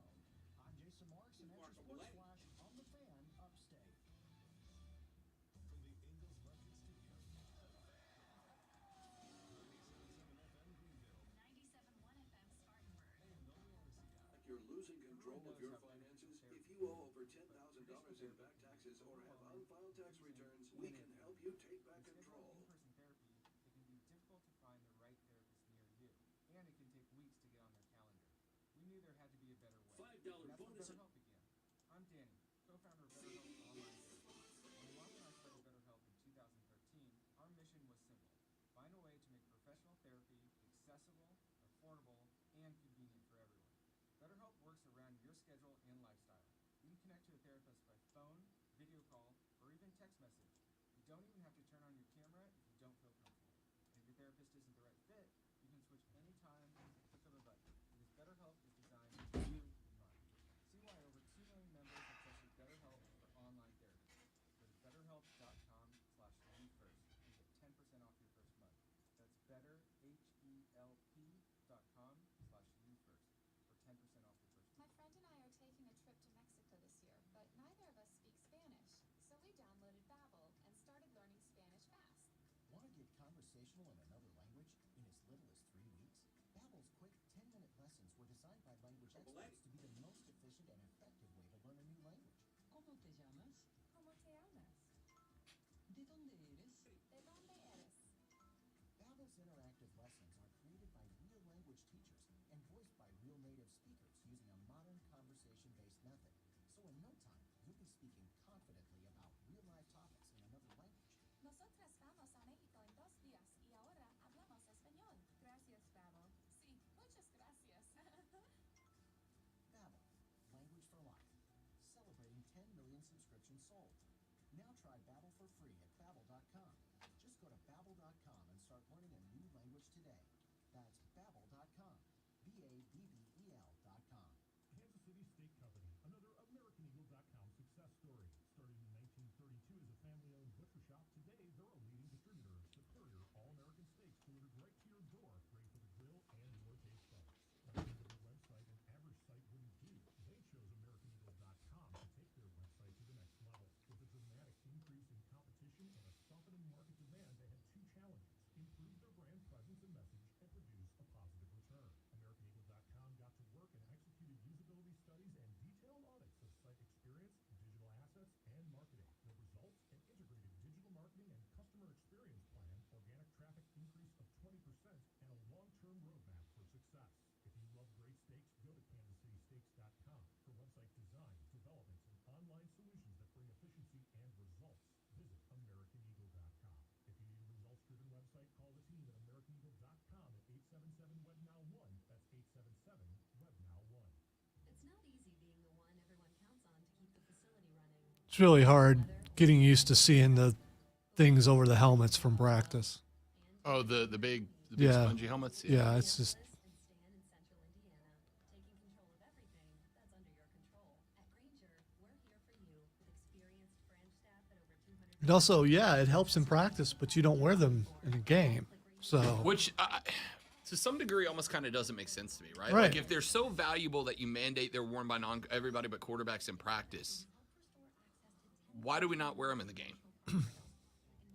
because they give you a sense of you're probably hitting harder because it doesn't hurt as bad because of the padding. agree. And so now you're going to hit even harder thinking it's going to be less. It's, yeah. But, I mean, isn't it almost kind of negative in that if you're practicing with it on, it kind of trains you to hit like that, right? Yes.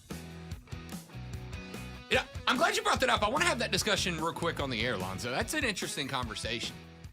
We've talked about over the years how how seriously head injuries have been taken at all levels of football, from the NFL all the way down to high school, down to the point that there are some states and counties that are getting to the point where they either have or are in the process of taking football away as a middle school sport, right? Like you can't play football, contact football, until you're in high school.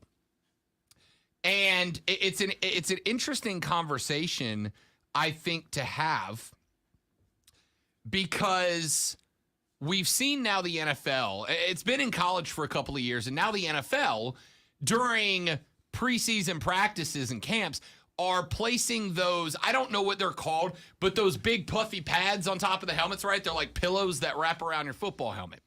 Now, I've held one before. I've seen them in person. I just don't remember what they're called. They're very lightweight. A lot of the players will tell you, like, after you get used to it, you don't even really recognize that you're wearing one anymore. But my question is, why, if those are so important that the NFL is mandating that non-quarterbacks wear them in all preseason practices for the most part, why are those not added to regular season games, right? Like, why are those not just a piece of the equipment we wear now, right? Like, if they are so helpful that they're being nearly, not entirely, but nearly mandated in preseason practice, especially for high contact players, offensive, defensive linemen, linebackers, etc. Why are they not mandated in regular games, right? Like, why are they not worn all the time? And Lonzo said something that I thought, it kind of triggered a thought here, which is, if you're wearing those at a point where we have helmet-to-helmet calls, we have crowning calls, right? We have ejections happening at the college football level for guys that are hitting with the helmet. If we're making rules to try to get rid of that, don't those almost to some degree kind of train you to be less afraid to hit with your head, right? Because the blow is more cushioned now. A lot more of the energy of a high contact hit is absorbed by those helmet protectors. If they are that valuable, if they are that much of a safety benefit all the way up to the NFL level, why are they not mandated in regular season games too? And my suspicion is because they look dumb. Like, honestly. I think that's the reason, but the way sports works a lot is you're doing the same thing over and over again. And the reason why you're doing that is to have muscle memory or to be able to react without thinking. So if you build up this is not going to hurt as bad in practice, then when you get to the game, you're not thinking, you're just reacting. So you're going to be hitting harder, and I think it's going to lead to more injuries. Yeah, it's a valid thought, right? And it's one of those things. Texter said they're called guardian caps. Yeah, I think that's right. Called guardian caps. But I think Lonzo's got an excellent point here, which is mandated for safety purposes around the head, which I think is good. I think we should be doing everything that we can do to limit head injuries to the best of our ability when it comes to contact football, right? We absolutely should. My question here is, A, if they're not going to be mandated for football games,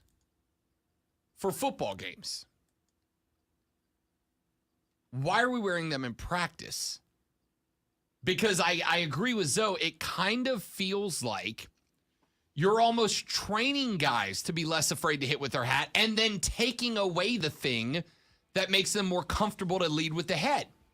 It almost feels, while it makes sense on the surface level, it almost feels like maybe they could be counterproductive to what the league and the NCAA are trying to do in limiting head injuries.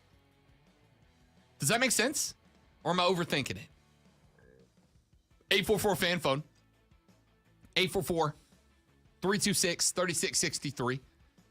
Preferred Home Services text line open too. 71307. Start your text with FAN, F-A-N. When we come back, fantasy football drafts are about here.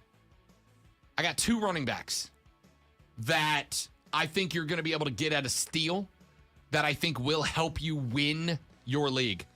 I'll tell you who they are when we come back on the Rob Brown Show. This is the Fan Upstate.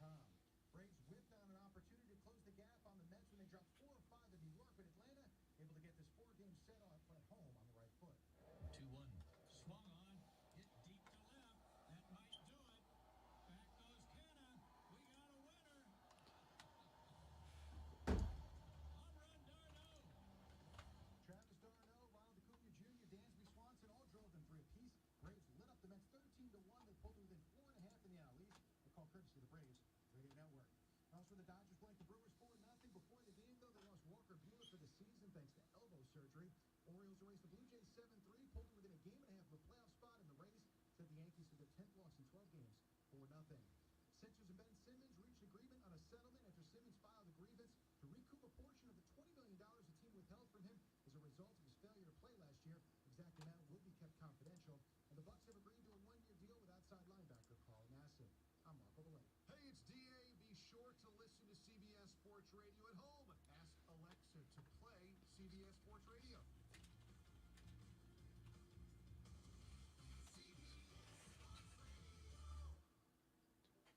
Finding great candidates to hire can be like, well, trying to find a needle in a haystack.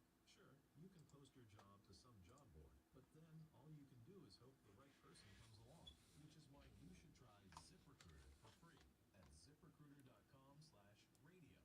ZipRecruiter doesn't depend on candidates finding Carolina just had a lineman go down in practice, in the joint practice, Bozeman. And said they have to bring out the cart. Oh, that's not great. They just signed him too. Well, this year. Citywide, 4 out of 5 employers who post a job on ZipRecruiter get a quality candidate within the first day. ZipRecruiter, the smartest way to hire. Backup center. That's not great. ZipRecruiter for free. That's right, free at ZipRecruiter.com/radio. That's ZipRecruiter.com/radio. ZipRecruiter.com/radio. Drivers who switch and save with Progressive save over $700 on average, and those savings add up. Imagine what you could buy in the future. So I used the savings from switching to Progressive 30 years ago to buy tickets to the championship game. You know, between those two teams that didn't exist 30 years ago. Yeah, I'm a big Alaska Palm Trees fan. Which is the team now in the future? So switch to Progressive and save big because those savings could add up in the future. Progressive Casualty Insurance Company and affiliates. National annual average insurance savings by new customer survey was saved with Progressive in 2020. Potential savings will vary. Finding great candidates to hire can be like, well, trying to find a needle in a haystack, but not with ZipRecruiter. Its powerful technology actively finds and invites qualified candidates to apply to your job. So while other companies might deliver a lot of hay, ZipRecruiter finds you the needle in a haystack. Citywide, 4 out of 5 employers who post a job on ZipRecruiter get a quality candidate within the first day. Try ZipRecruiter for free at ZipRecruiter.com/free. That's ZipRecruiter.com/free. Founders knows you must use your best money-saving strategies to reach your full financial potential, including finding the best interest rates on your credit. No, I will not layer music underneath because it makes no sense. That's why Founders offers low balance transfer rates on all their credit cards. Get the most out of your credit card. Visit foundersfcu.com/cc to apply and save today. Terms and conditions apply. Membership qualifications required. Federally insured by NCUA. Apparently, most, if not all, of the imaging is done and been sent to me, so I'll be putting it in later for Burns. I want to listen to it if you don't mind. Just 'cause I'm I curious. don't mind. Just because I'm I curious. was letting you know And so I appreciate it. could to see if you were going to be here, so I could let you hear it. Trey asked if I have dressed up like Razor Ramon. Not yet, because I am efforting getting a friend who is a thrifty friend of mine to make me a vest with the blood design on it. Cody's Macho Man was so fantastic that I don't feel comfortable half-efforting a great Razor Ramon. Let me see if I can find the show we did on Twitch. Does Twitch save the shows that you do?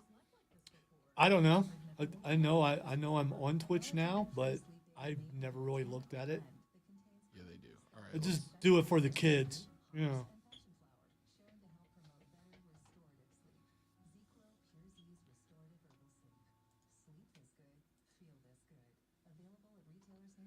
report is sponsored by Discover. I just did the Twitch thing for what's going to happen in 2 weeks, which we still need to figure out exactly how we're going to do that from a technical standpoint. Oh, on cue, the boss man just emailed me the burn stuff. There you go. So listen on your own stuff, Rob.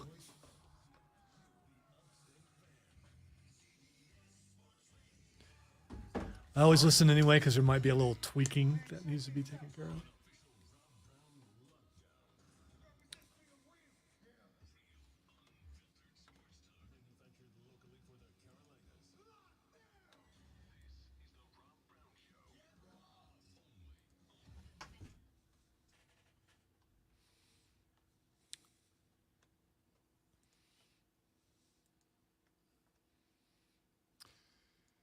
The third, the final, the best, the money hour of the Rob Brown Show goes now. This is the Fan Upstate. Hello, Upstate South Carolina. Hello, America. Hello, world. It is great to be with you one more time again right here on the show. You should be a part of the show. Not can be, should be a part of the show. At 844-FAN phone, 844-FANFONE, 844-326-3663. You can also text us on the Preferred Home Services text line by sending a text to the number 71307. 71307. Start your text with FAN, F-A-N, FAN, F-A-N, and we'll read them on the air. And we'd love for you to do just that. Send your text to 71307.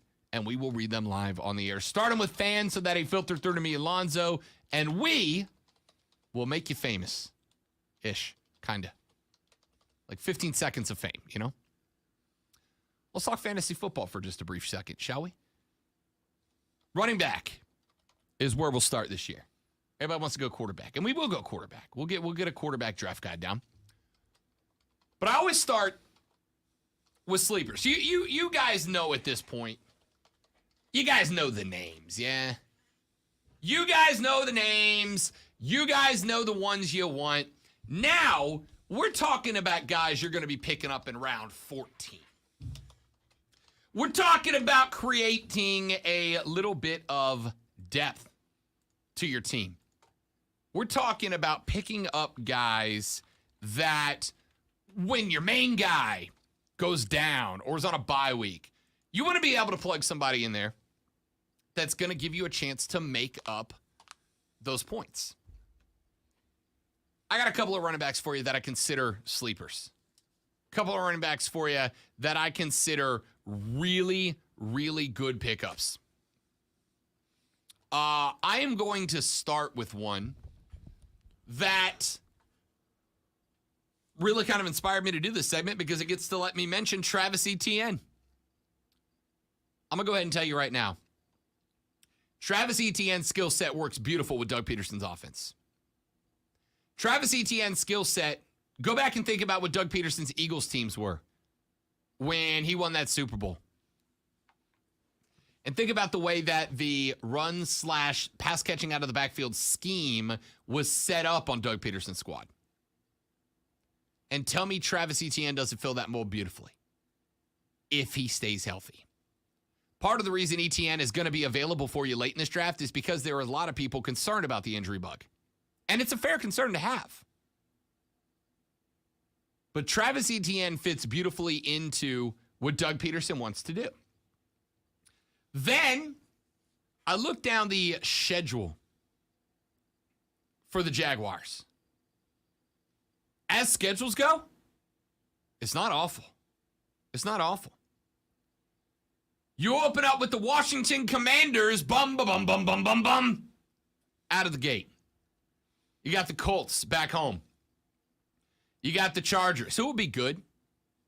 You got the Eagles. You got the Texans, the Colts again, the Giants, the Broncos, the Raiders, who you've already seen in the Hall of Fame game. The Chiefs, the Ravens, the Lions, the Titans. Oh, boy. The Cowboys, the Jets, the Texans, and the Titans again. That's a good schedule setup for Jacksonville. And a chunk of the teams that you're going to be playing against are offensively based teams, right? And not particularly good ones, which means the Jags are going to have, I believe, a higher offensive plays per game output than a lot of other NFL teams will this year. which means I think Travis Etienne, again, if healthy, is going to be called on, relied upon. So he's going to be one of those guys that's going to be there because he got hurt early on, and not everybody knows about what he did at Clemson. I can't say that everybody does or doesn't know what he did at Clemson. I can tell you that when it comes to NFL guys, a large chunk of them write off what you did in college. I mean, they'll accept it in that, all right, that's the reason you got drafted, but you got to translate it to the NFL, right? I don't care that you were a great college running back. Can you do it at the next level? Doug Peterson's offense is made for a guy like Travis Etienne Jr. Second off, the schedule is set up for Doug Peterson's offense to get a lot of extra snaps compared to the average NFL team, which means the potential for a lot of extra touches for a guy like Travis Etienne Jr. Third, Travis Etienne Jr. has something going for him in what is what is year one as the number one guy on the depth chart. James Robinson's still there. Snoop Connor is his backup. Mekhi Sargent is the fourth-string running back. Sargent won't be on the team when this starts, I don't think. Travis Etienne Jr. is the clear-cut number one running back. He's got two things going for him. One, that very few running backs have in year number one of their career. And this is effectively year number one for Travis Etienne. What is that? Familiarity and trust from his quarterback. Not in, but from his quarterback. Right? TNT. I'm dynamite. Trevor and Travis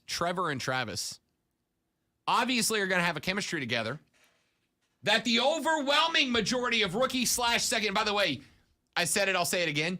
This is Trevor Lawrence's rookie year. All right?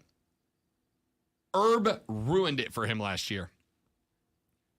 It's like showing up to your birthday party and the guy hosting smashed the cake and drank all the beer before you got there.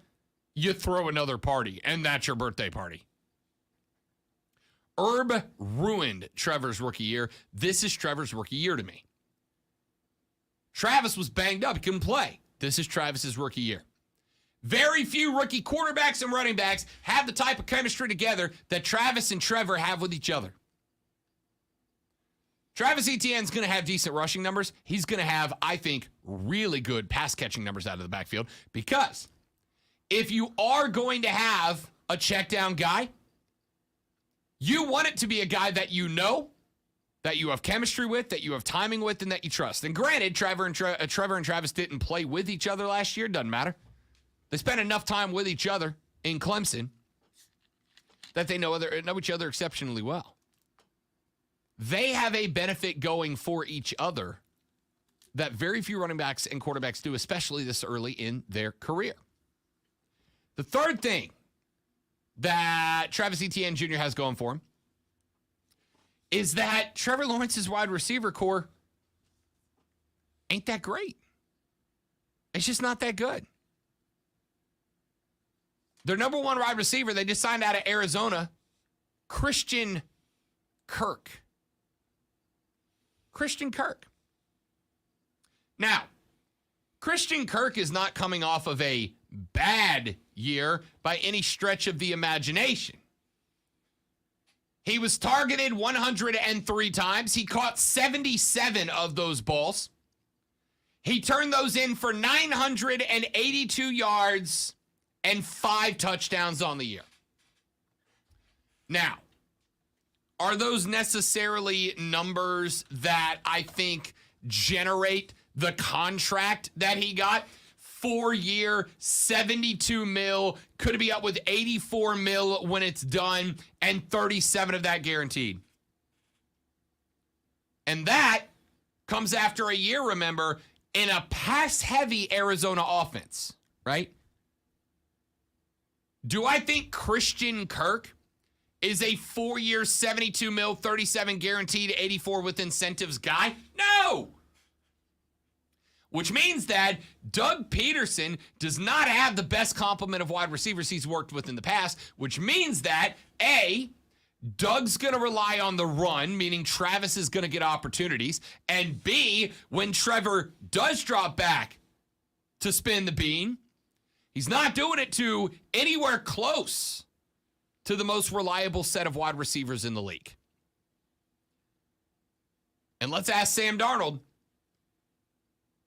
if you can't get the ball to your wide receivers, who do you get it down to? The check down man.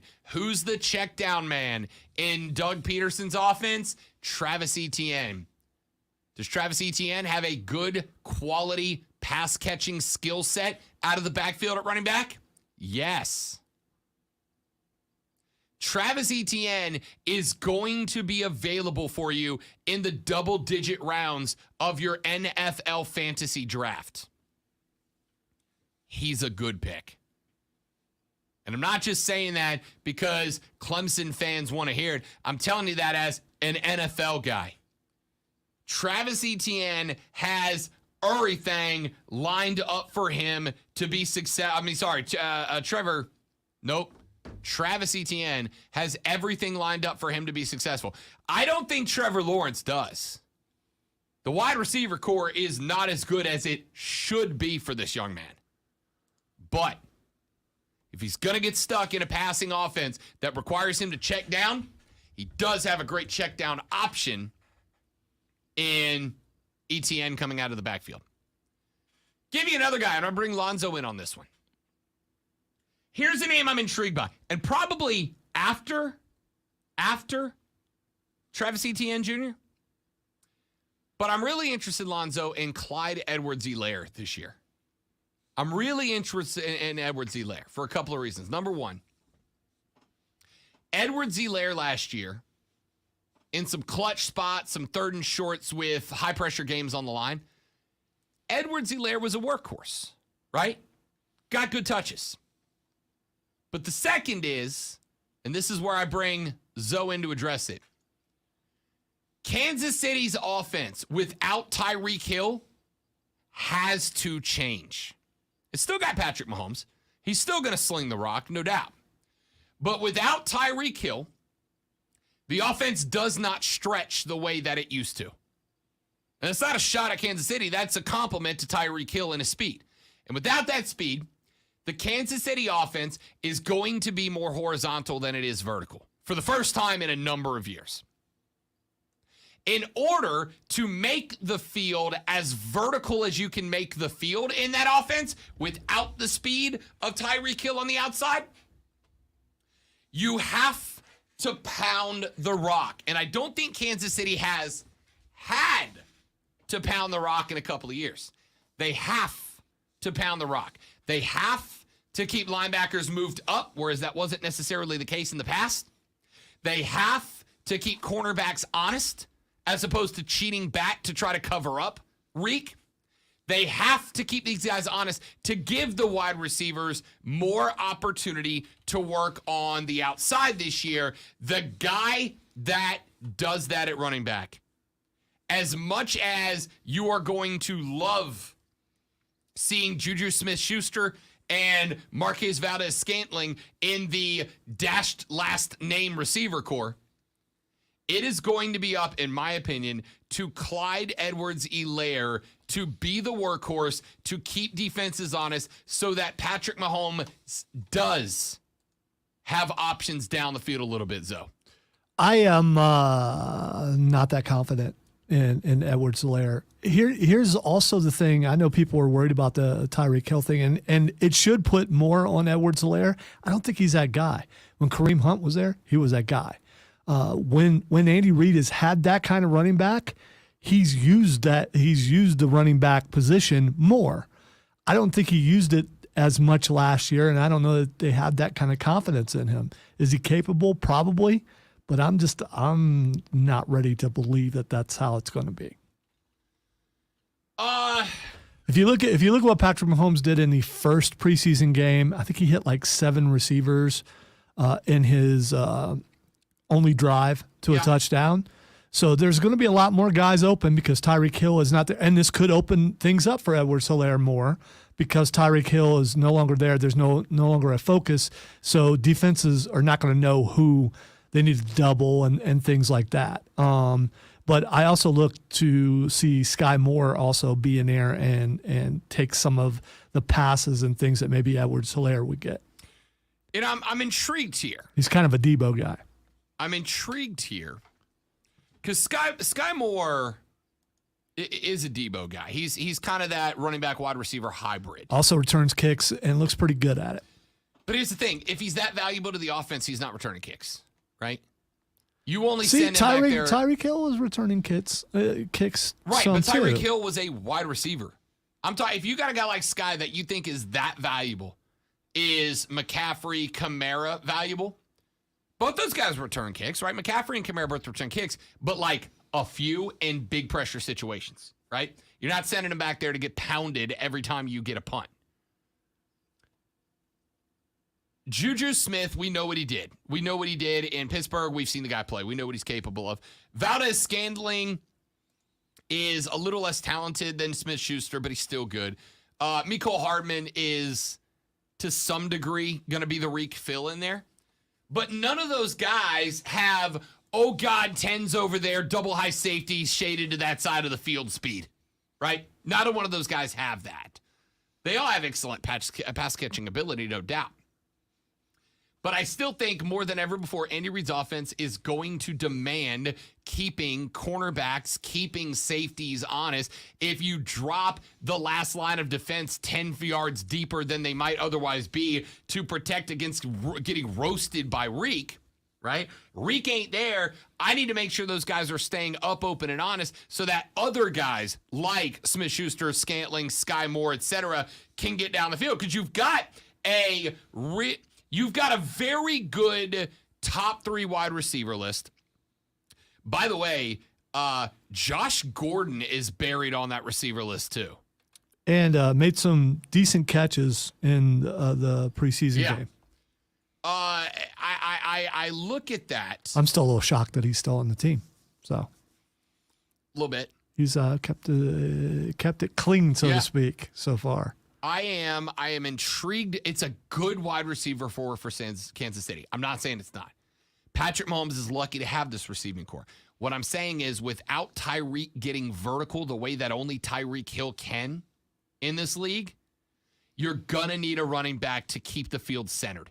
And I think Edwards-Helaire is going to get his opportunity. The question is, can he do it or not? Here's all I'm saying from fantasy perspective. He's worth a look. He's worth a look. Now, if Travis Etienne was in Kansas City, I would completely agree with you. And I agree with everything you said about what he's going to do for Jacksonville. I just don't have the confidence in Helaire. But you're not talking about... You have more in Etienne than Helaire? Yes. But you're not talking about getting Helaire in the first round. It's a later round pick, right? I'm thinking, I said Etienne maybe double-digit round, like 10. Texter says, the fan, Rob, no chance you can get ETN in double-digit rounds of fantasy. He's going around the 5th. Folks know what is to come with him. Love the show, guys. Thank you very much, Texter, for sending that in and the compliment. Much appreciated. I have seen ETN ranked in the ballpark of like 28 to 30 in running backs.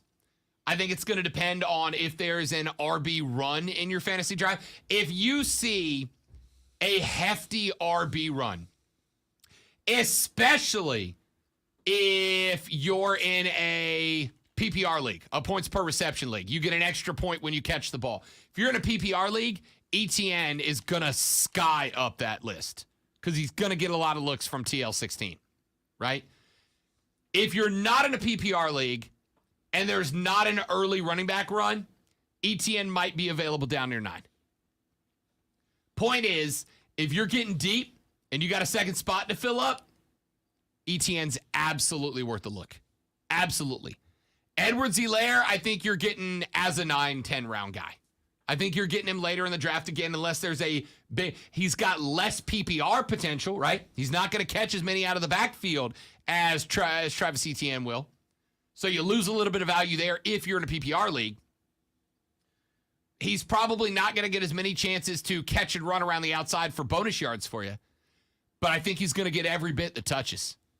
I think Andy Reid's going to give him every bit that touches to try to keep defenses honest to give the not Tyreek Hill wide receivers in Kansas City an opportunity to split open. So a couple of guys I label as sleepers. Texas says, Rob, I feel like these NFL teams taking these hugely hot quarterbacks in the draft, they should be trying to pair them with players they have chemistry with. Let me go find the rest of that text. I apologize, it got split up. Like the Bengals did with Burrow and Chase and the Jags with Trevor and Travis. Yes, it's a nice sentiment, and I agree with it. Problem is that at the NFL level, you've got contracts that come down the pipe too, right? There is less value on the running back position right now, contract-wise, as there has been in a lot of years. So to go out and to try to get a guy that has chemistry like Travis and Trevor, which is obviously a special situation because the Jags drafted both of those guys together. If you got a guy like Travis Etienne that's floating around out there as free agent and you want to pair him up with this old college quarterback, I'm 100% good with that. 100% good with that. The problem is you're going to end up having to give him a contract that he's maybe not quite as valuable as, right? You might have to float him a few extra bucks, and with the salary cap being what it is, that might not be that easy. I think that's the one thing that prevents that from being more popular than it is in the league. Let's run to a break. When we come back, I know most of you guys aren't as interested in the Live Tour v PGA Tour stuff as I am. Are you shaking your head no because of what I'm saying, or did I do something wrong? Because of what day it is. It's Tuesday. Let's do faces and heels when we come back. Rob blew it. What did I tell you 10 minutes ago? I put the faces and heels categories onto the prep sheet. Anyway, Lonzo's favorite segment that he always reminds me of, though he could very easily just let it slip. Faces and heels next on the Rob Brown Show and the Fan Upstate.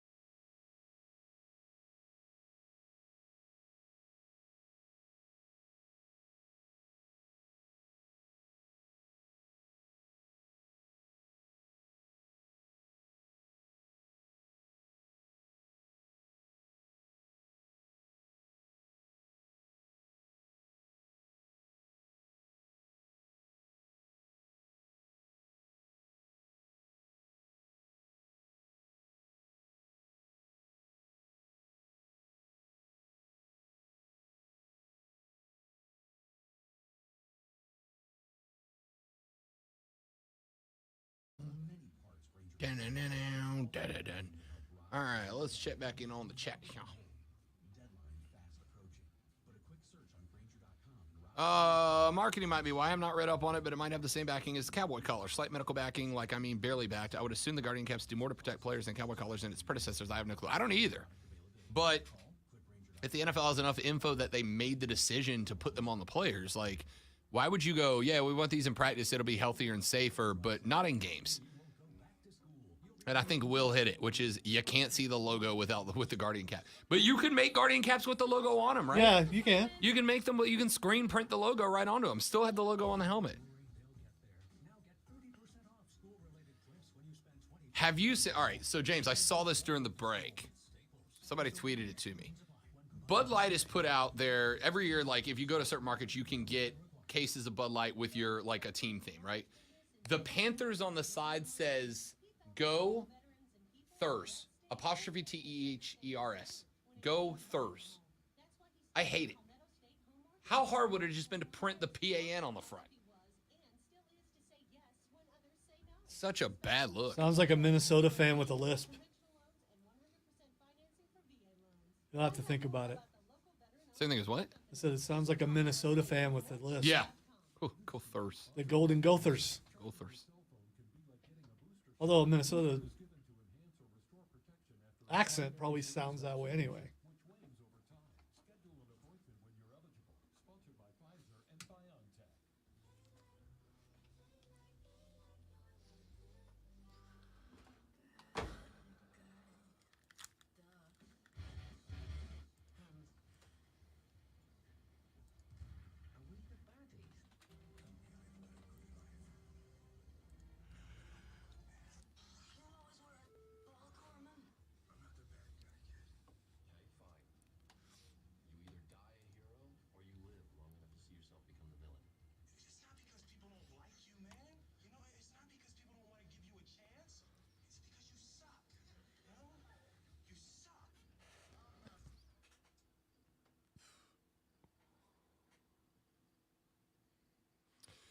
Time for Lonzo's favorite segment of the week, ladies and gentlemen. It's time for Faces and Heels, where we take a look at some socially ambiguous situations, try to figure out who's the good guy, who's the bad guy. This is Faces and Heels.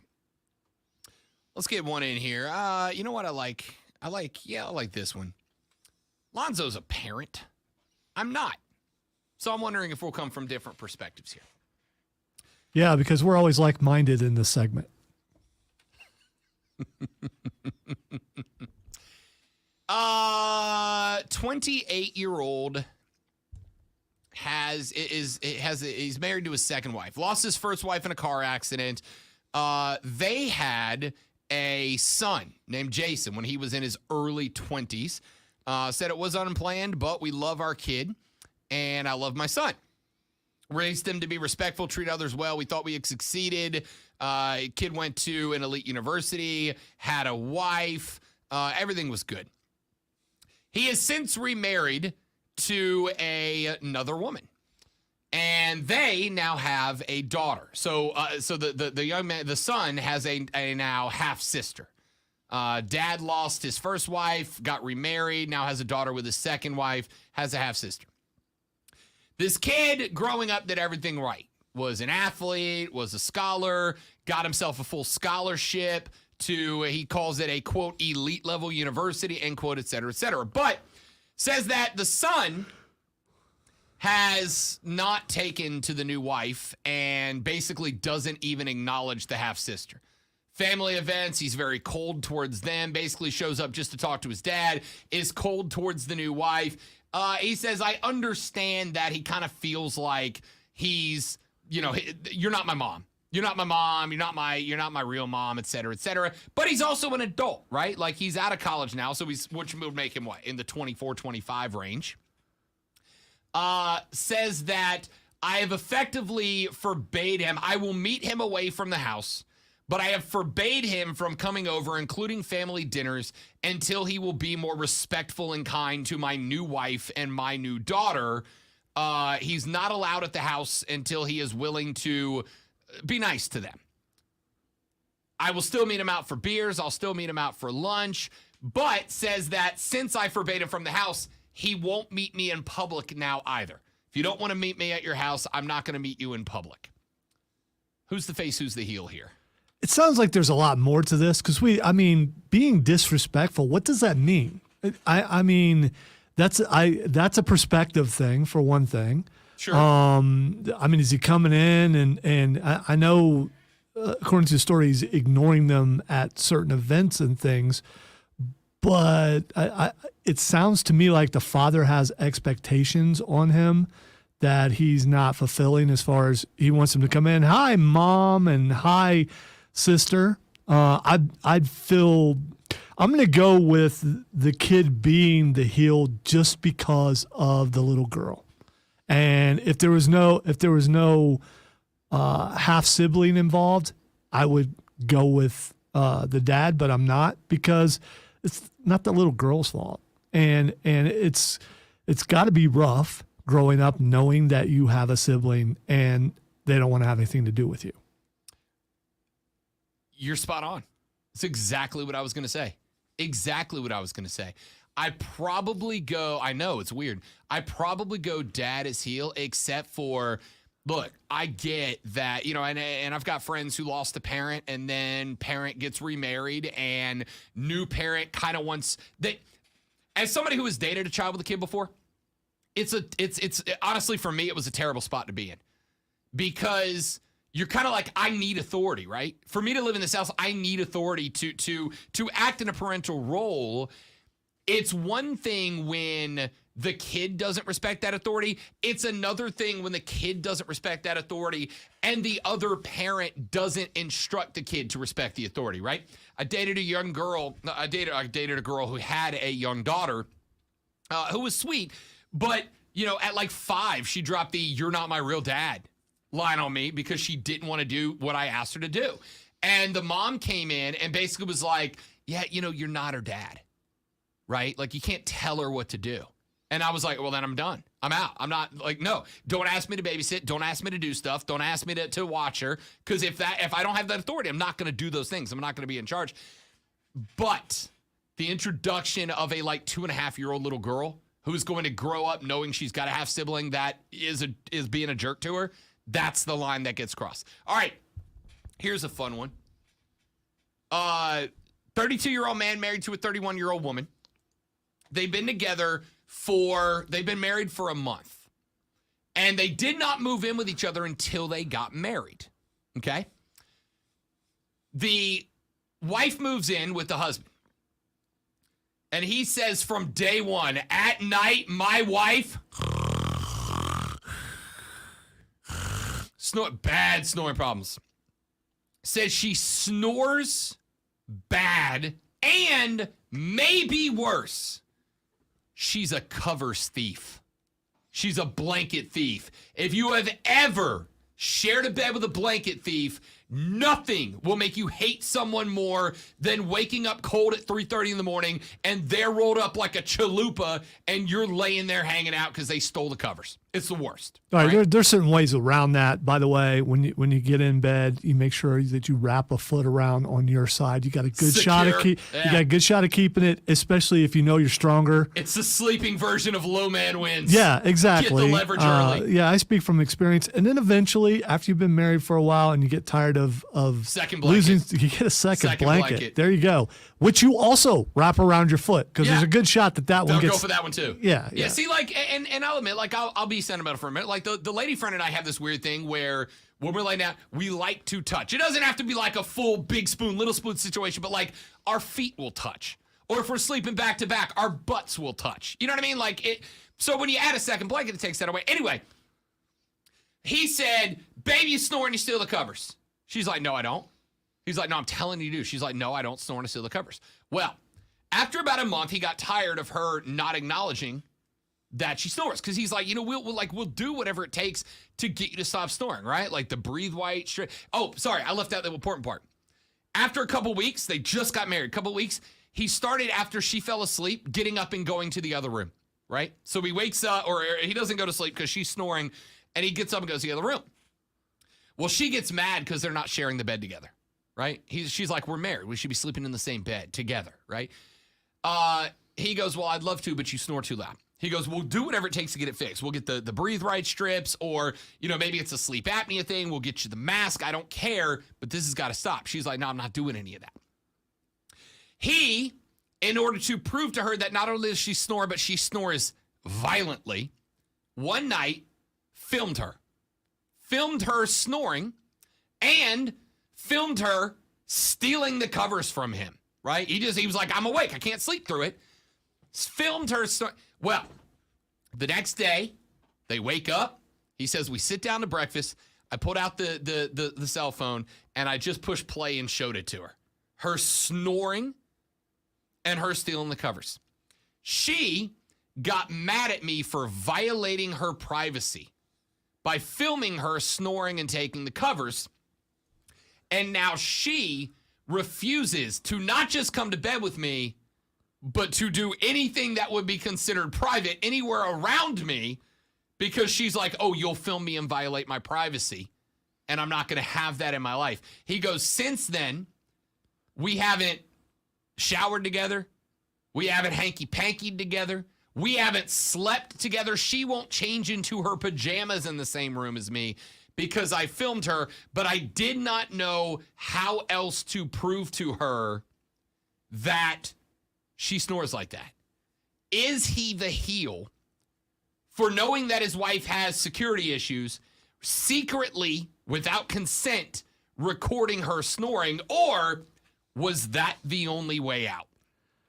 This is very difficult. The other thing is, very early on in their marriage, they probably should just go ahead and end it. I mean, if you're having these kind of problems, end it. If you can't get past this thing, obviously she's very stubborn because she refuses to admit that she does something that no one knows they do because you're sleeping while you're doing it without proof. And if he's concerned for, sleep apnea is definitely a problem, and snoring is a symptom of that. And if he approached it in, hey, I'm concerned about your health. I really want to make sure that you're okay. I don't want you to die in your sleep, because that's what sleep apnea is. You stop breathing. But in this day and age, technology is such that you can prove that to anybody about such a thing. I'm going to go with her being the heel because of how she's reacting to it. And as far as privacy goes, when you get married, you give up part of that. That's part of the sharing we are one thing. Okay, let me start with she is the heel. Yeah. She's the heel here. No question about it, she's the heel. Not because of the snoring. That happens. It's the reaction afterwards. Correct. It is the refusal to A, accept that you snore, and B, be willing to come up with a solution to it, right? The lady friend also snores, as do I. We both acknowledge that. Well, same here. There's a little trick, by the way, that I learned early on, and it works sometimes. Match your breathing to their snoring, and you can fool yourself into thinking it's you doing that breathing. Interesting. And then you can go to sleep. I don't know that worked for us, because when one of us snores, we snore, right? But we also, after we moved in together and had the conversation about, like, I love you, but you snore like a wild animal, both directions, we both have also come to the conclusion that if you wake up at 4:30 in the morning and the other person's not in the bed anymore, don't take it personally, right? Don't take it personally. She needed to sleep. She went to the other room. I needed to sleep. I went to the other room. Don't take it personally. And that's pretty much the end of it. That being said, I did have a point. In fact, it happened last year on our trip to New York and Boston, at a point where we were in New York in a hotel room, which means there's no other room to go to, where I, for the first time in our, at that point, like year and a half together, woke her up. I'm like, you have to wake up. She's like, why? I'm like, you have to stay awake until I go back to sleep because you were snoring so loud. She's like, I know I snore, but I don't snore that loud. So I filmed her. When she went back out, I filmed her. I still have it on my phone. It is loud, right? I showed it to her the next morning. I'm like, babe, I love you, but. And I played it. And she's like, oh, that's bad. I'm like, yeah. And this was all night. I didn't sleep in New York City last night because of this. I literally went and roamed Times Square at like 1:30 in the morning because I could not sleep, right? And then since then, it's been our adjustment. Like, okay, you leave the room or wake me up. I have no issue if you wake me up if I'm snoring. Whatever. You come up with a solution, right? And the fact that she not only refused to come up with a solution, but refused to believe it and then got mad when he proved it the only way to have it proven. I understand not having given consent to be recorded. I get that, right? If I take a picture of the lady friend, I'm like, are you good if I keep this, right? And if she says no, it's deleted. I got no issue with that. But when you refuse to accept it or fix it, you're a jerk. You're a jerk. It's real that simple. All right, texter says, fan, my ex-wife snored and was a cover thief. Did I mention that I have an ex-wife? Texter says, my wife snores like a buzzsaw. If I leave the bed, she's just happy to get the bed to herself. Yeah. That's the thing. Wake up and don't be mad they're gone. Be grateful you have the whole mattress to yourself. Yeah, you need to try to find ways to work it out. Yeah. I mean, these are things, especially if you plan on spending time together for the rest of your life, you got to work things out. Agreed. Take a break. Twitter trending topics to wrap it up when we come back on the Rob Brown Show in the Fan Upstate.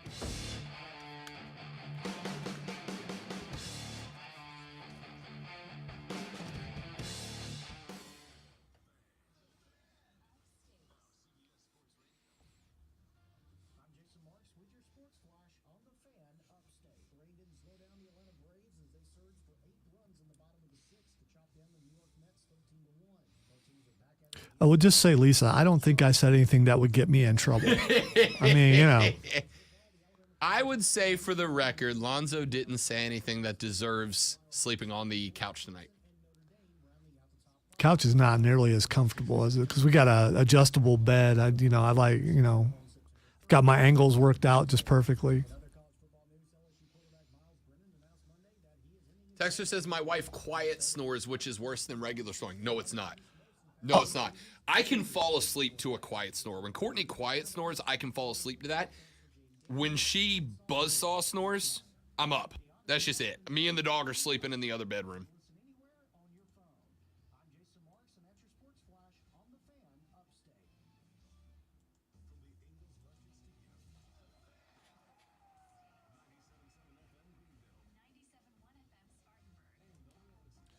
This hat is one of my favorite hats, but the snapback on it, the perfect size is just in between two sizes.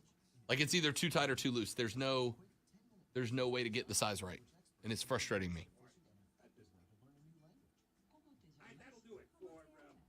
Nice voice. All right, that'll do it. It's McGruff the crime dog. Oh, that's a good reference. Filling in on the whatever show that is. It is. It's McGruff the crime dog.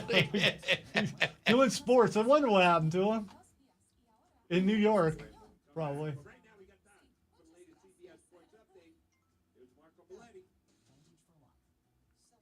Right over there. There he is. Marco. What's going on in sports?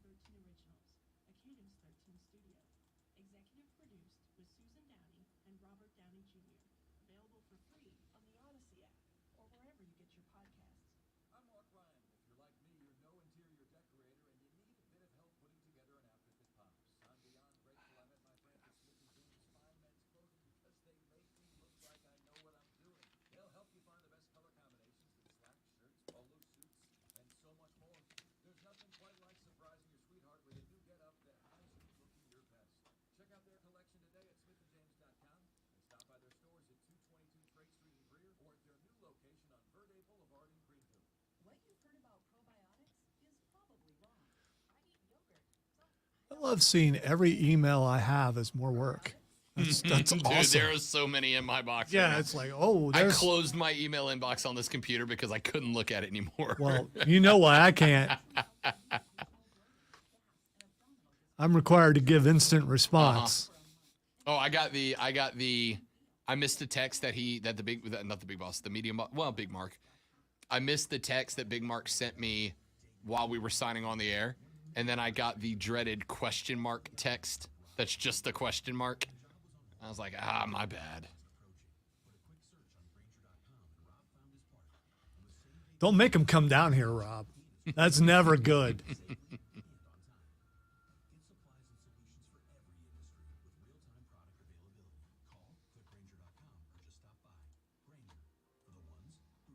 It's not easy being the one everyone counts on to keep the facility running, no matter the weather or supply chain hiccup. But we get you, Raymond in Buffalo. Wonder if Chris got his project done. Jules in Minneapolis and Stan in I don't want to be specific about the project. Not that one. under your control. The important one. No, that is the important one. I want the TV up. 50 locations, so you get the product you're looking for. Call clickgranger.com or just stop by. Granger, for the ones who get it done. Kelly Blue Book is the one-stop shop for pricing, fixing, selling, and instant cash offer. Instant cash offer is exactly what it sounds like. An official offer to buy or trade your You know it's sad but true. I guess I should be glad that this is the easy part of my day. You're welcome. This Or I'm is, sorry. This whichever. is the fun part. All the other stuff's fun too. It's just Less fun. I'm good once I get everything because it's me. Yeah. I get every bit of work that I need to get done, everything downloaded, everything put in a certain position to start putting together. It's just that initial, like today, hour, getting it all together before I actually start putting it in. I have to make up numbers today. I have to do a bunch of fun stuff. Plus, I'm still filling in for someone who's on vacation. So, with production, I have to wait for it to come down. Preparation point. You need me next Wednesday. Yes, for sure. Any other days? I- And it's 100% fine if you do. I'm happy to help. I don't know Okay. because I don't know if someone's actually going to work as scheduled. Okay. If they are, the only day that they couldn't do it would be Wednesday. Okay. Looky there. Before you know it, it's already Twitter trending topics and the end of the show. Just like that. All right. The first thing that's trending is Top Gun Maverick. Yeah, we know. Okay. Still haven't seen it Yeah, but that's good because you know why it's trending? because it's on streaming now. It will be on August 23rd. So next week, you will be able to at least purchase it on demand and watch it from your home. Good. Good. It is it's now, I think, the number third or maybe the second highest grossing movie of all time domestically. I will tell you this. Usually when there are movies that I anticipate as much as I anticipate, the reviews can be mixed. Like even the Spider-Man movie, there were people that pushed back against it. Lonzo, other than the people who are like, oh, you know, I don't want to see more wartime propaganda. Like other than people who can't just relax and have a good time watching jet fighters do awesome jet fighter stuff, I haven't heard a bad thing about this movie. I don't understand, ladies, why you think Miles Teller is attractive. He's the most average-looking dude that's ever been considered an attractive movie star. Well, he's ripped though. I mean, there's No, he that. is. I'm not Yeah, saying he's yeah. not in great shape. He's in great shape. But he's the most average-looking, shredded dude of all time, and I don't understand it. Like, I feel, because of Miles Teller, I want to get in the DeLorean, go back to when I was 19, and keep my six-pack, because I feel like I could have been a Hollywood actor at this point. That being said, I haven't heard a single person say anything bad about this movie.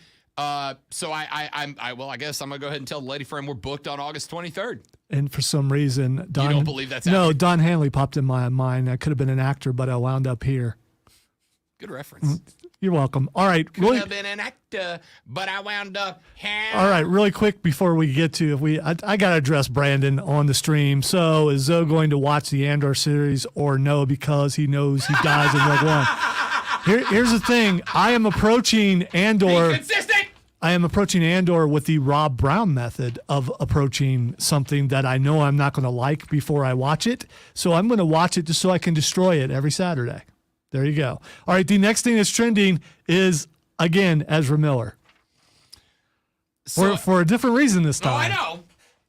So Ezra Miller, they have apologized for their behavior, which is reprehensible. This is, you know what this is? This is the company has said that the only way the movie stays is if someone apologizes and gets help. Yep. And he's apologizing and supposedly getting Here's help. the problem. It is one thing if a dude gets drunk and acts like a jerk and then apologizes. All right, dude. Everybody makes mistakes. Bro, you have committed crimes. Crimes. Bad crimes. People are still missing Including connected to you, my guy. grooming and cult-like Yeah. behavior. Yeah. People are still literally being searched for because of you. I got to tell you, it's a bad look on Warner Brothers. Bad look on Does DC. it? Hey, my bad. Bad look. My bad. Does that Sorry work? about that missing lady. Yeah, my bad. Oh, well, Ezra, you apologize. Don't worry about the missing lady. What? That looks bad on Warner Brothers in DC. We're out back here tomorrow to do it all over again on the Rob Brown Show. Later, brother.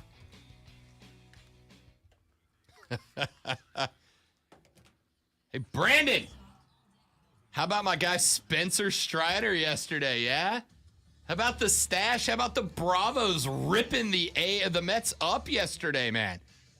Yesterday, the Braves looked like a World Series team, Brandon. I loved it. I loved it. All right, stream, thank you guys. You're amazing.